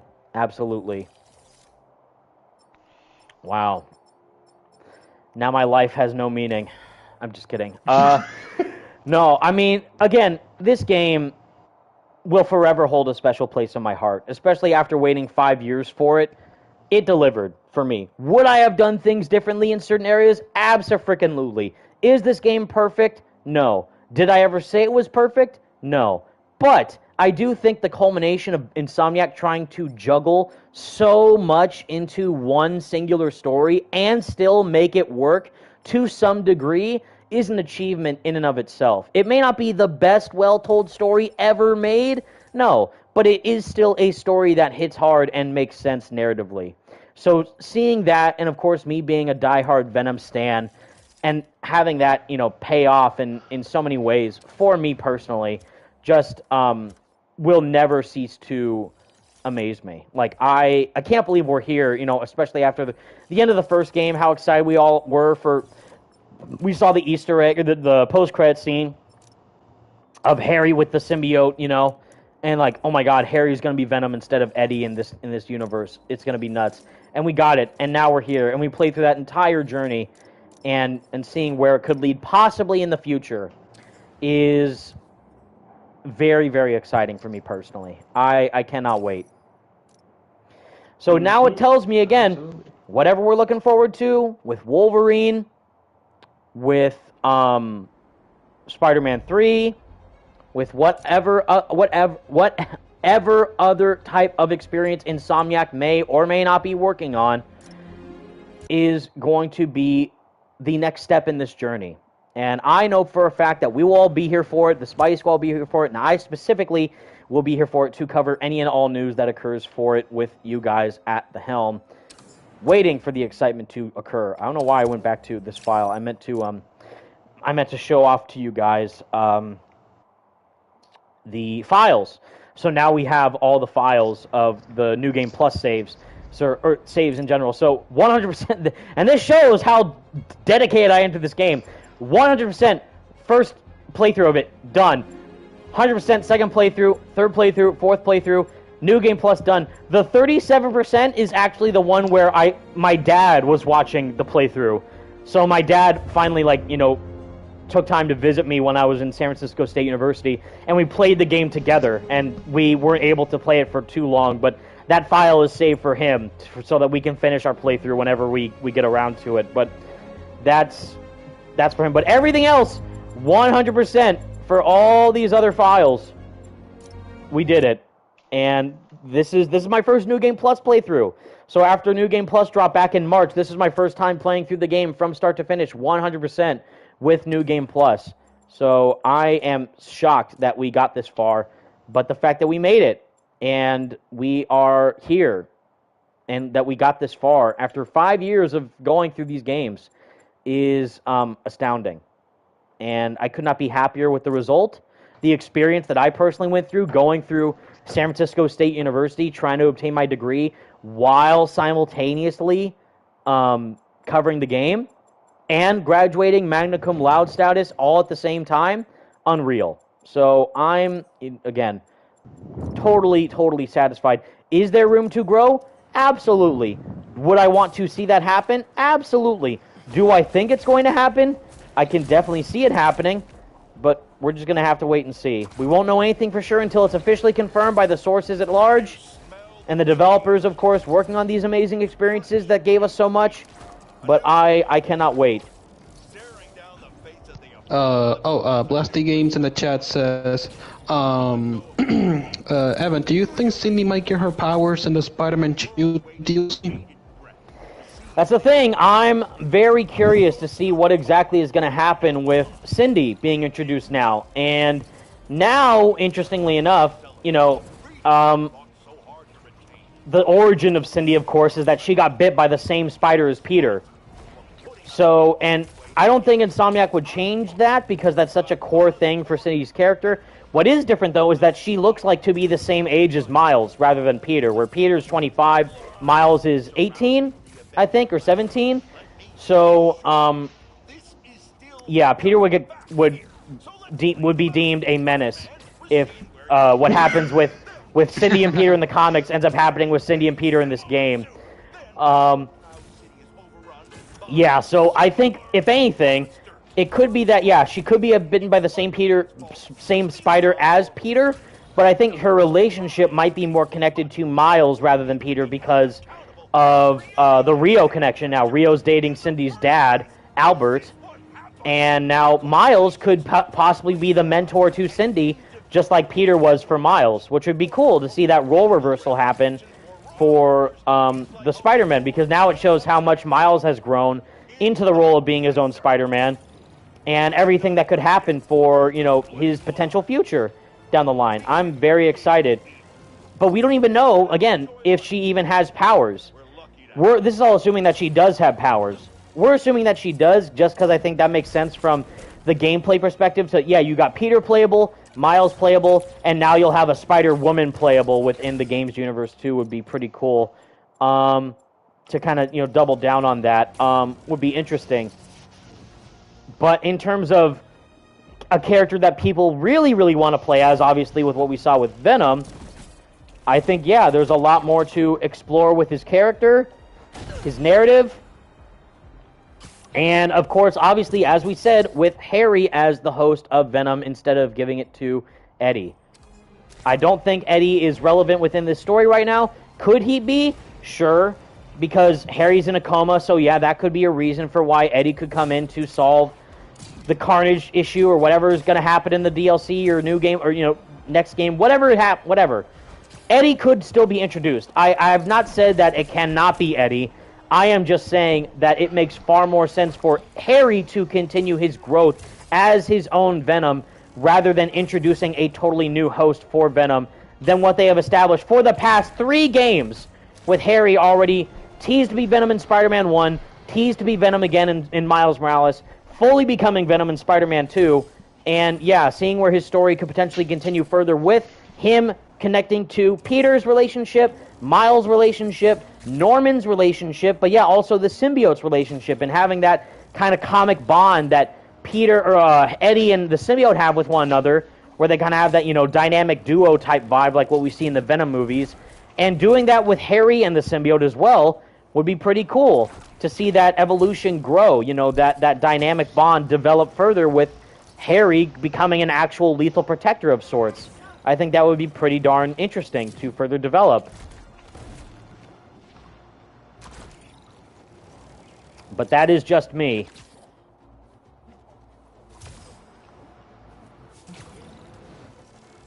But yes, any other questions? Any other inquiries or anything? Let's check. For Joshua Newell, maybe Eddie is investigating the flame and Brock did become Toxin in the comics. Yeah, again, if they want to go that far, like Scream isn't Donna Diego, right? Scream's MJ. So in this universe, so it shows how they're taking liberties. It's like, well, that's nothing like Scream, but it's like, yeah, of course, because it's not trying to be. It's trying to be its own unique thing.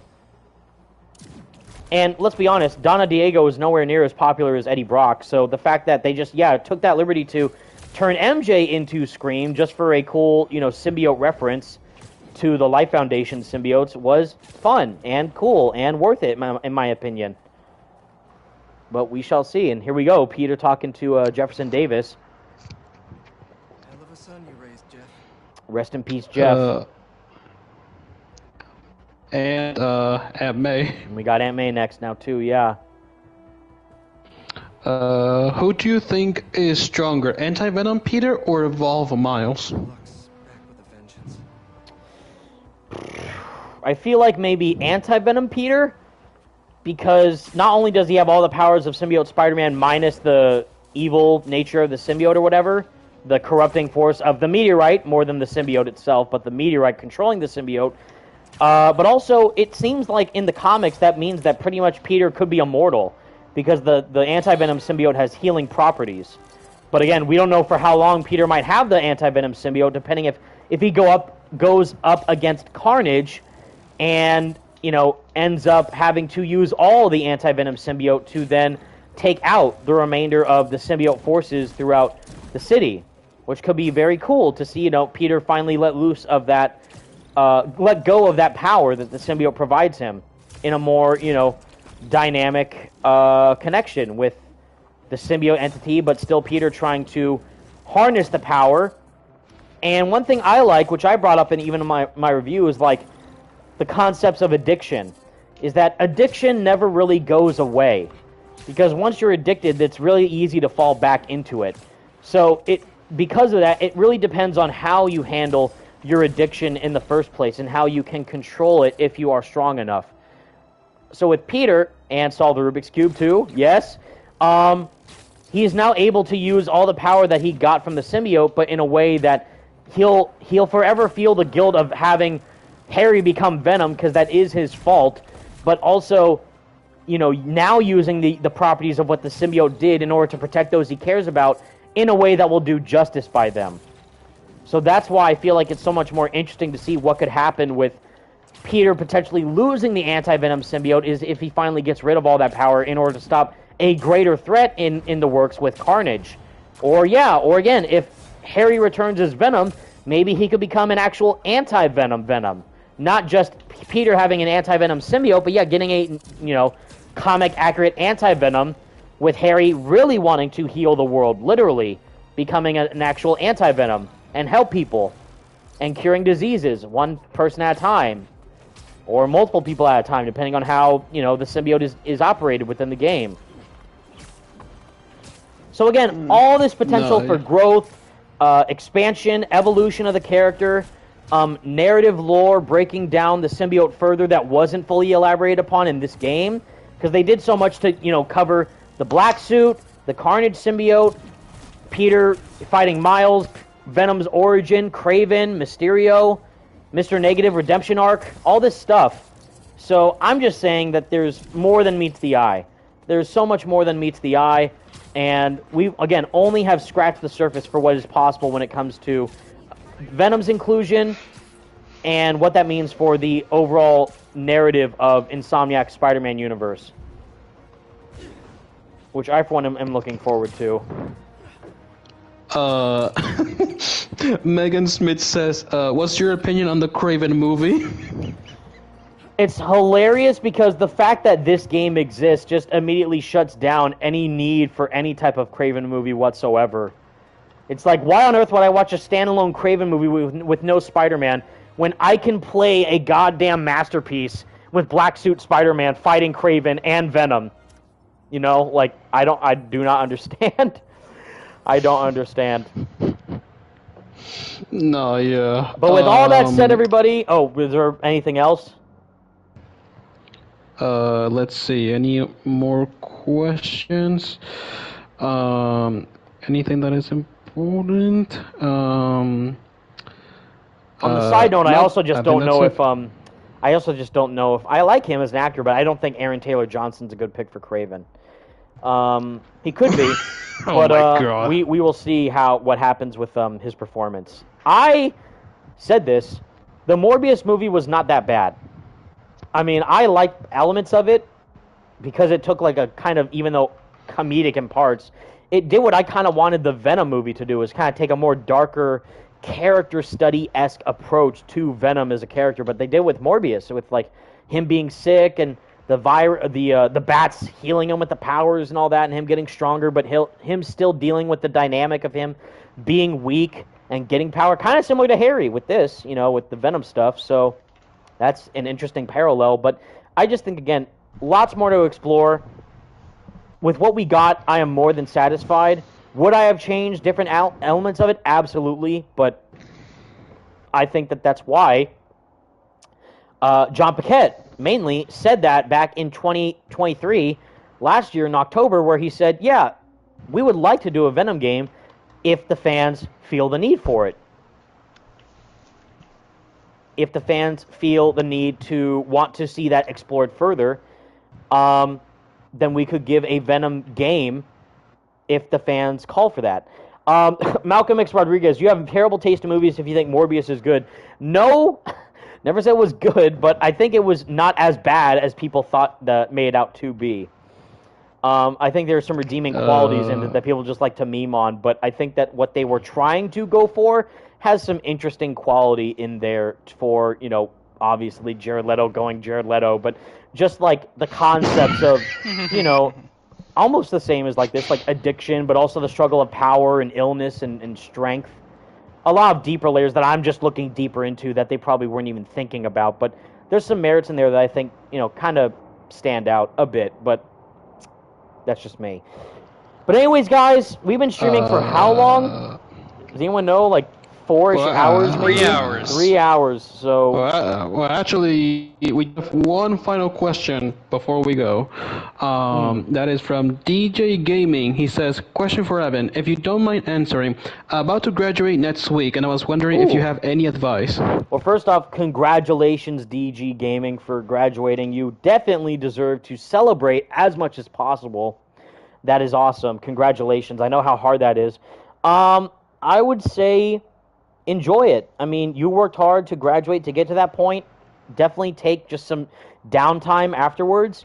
But I don't know what area you studied in or what field you're graduating in, but definitely just try to make sure that if you're wanting to get apply for a job or something, because that's what I've been trying to do these past 6 months. Yes, 6 months. Is to, make sure that you're keeping up to date with all your resume stuff, your portfolio, network, obviously. Be active on social media platforms like LinkedIn and everything. But obviously, yeah, just without all that, the stress of that, just celebrate. Make sure that you obviously know how far you've come and take pride in knowing that you've gotten this far. So we're proud of you, and I'm sure your family is too, but congratulations again. Just definitely take some time to recuperate from all your hard studies and focus further, afterwards about what you want to focus in the future, for a career or a job or anything like that, if that's something that you're pursuing. But yeah, I'm in the same boat is my point. So I totally get that. But I'm again very proud of you, and I'm happy that that you graduated. Congratulations.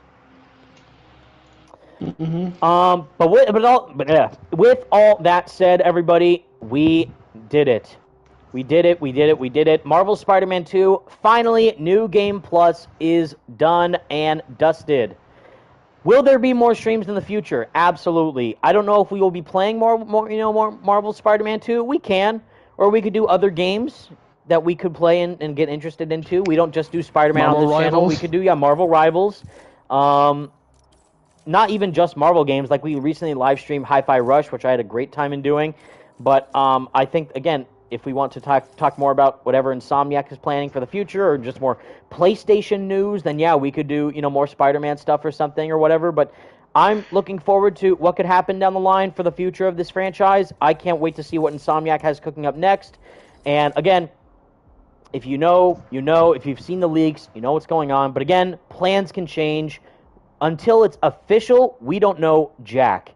We don't know anything. Until they officially confirm it themselves, things could get canceled, things could get shifted, things could change trajectory in terms of development. We don't know. We don't know until we know, but I, for one, I cannot wait to see what the future will be with this franchise, and I know all you guys are excited too. But we will be there day one to cover it on the channel, and the Spidey Squad will be there to keep you hyped for everything and anything pertaining to our beloved favorite wall crawler. But with all that said, everybody, thank you all so much for watching. Leave a like on the video, subscribe to the channel, share, comment, all that fun stuff. Stay tuned for more videos down the line. Next week, again, Friday is Summer Game Fest. We will be there. I will not be live streaming it because I don't really live stream a lot, stuff like this.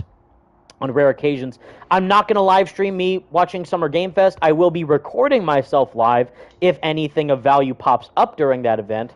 But if anything does appear during that, I will be sure to cover it with a one-on-one video or just a breakdown of sorts on the channel, getting you all informed, spreading the hype, and of course, keeping our fingers crossed for any types of exciting announcements from Insomniac, Marvel, PlayStation, or any of these other companies in the future.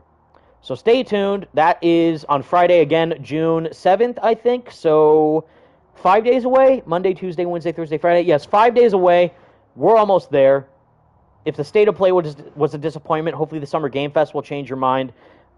If not, if Insomniac isn't there, we still have possibly a fall showcase to look forward to, and I am very much excited to see what could be revealed there. But again, thank you again, everyone who donated. You are all super, super incredible. I love you guys with all my heart and soul. I would not be able to do these live streams or videos without any of you supporting me every step of the way, and your support means everything to me. So again, thank you, thank you, thank you. Again, you don't even have to do that, but the fact that you do that just shows how amazing of a person you are. And even if you don't donate, simply watching, commenting, sharing your support and positivity, that's all I ask for, because you guys are the absolute best.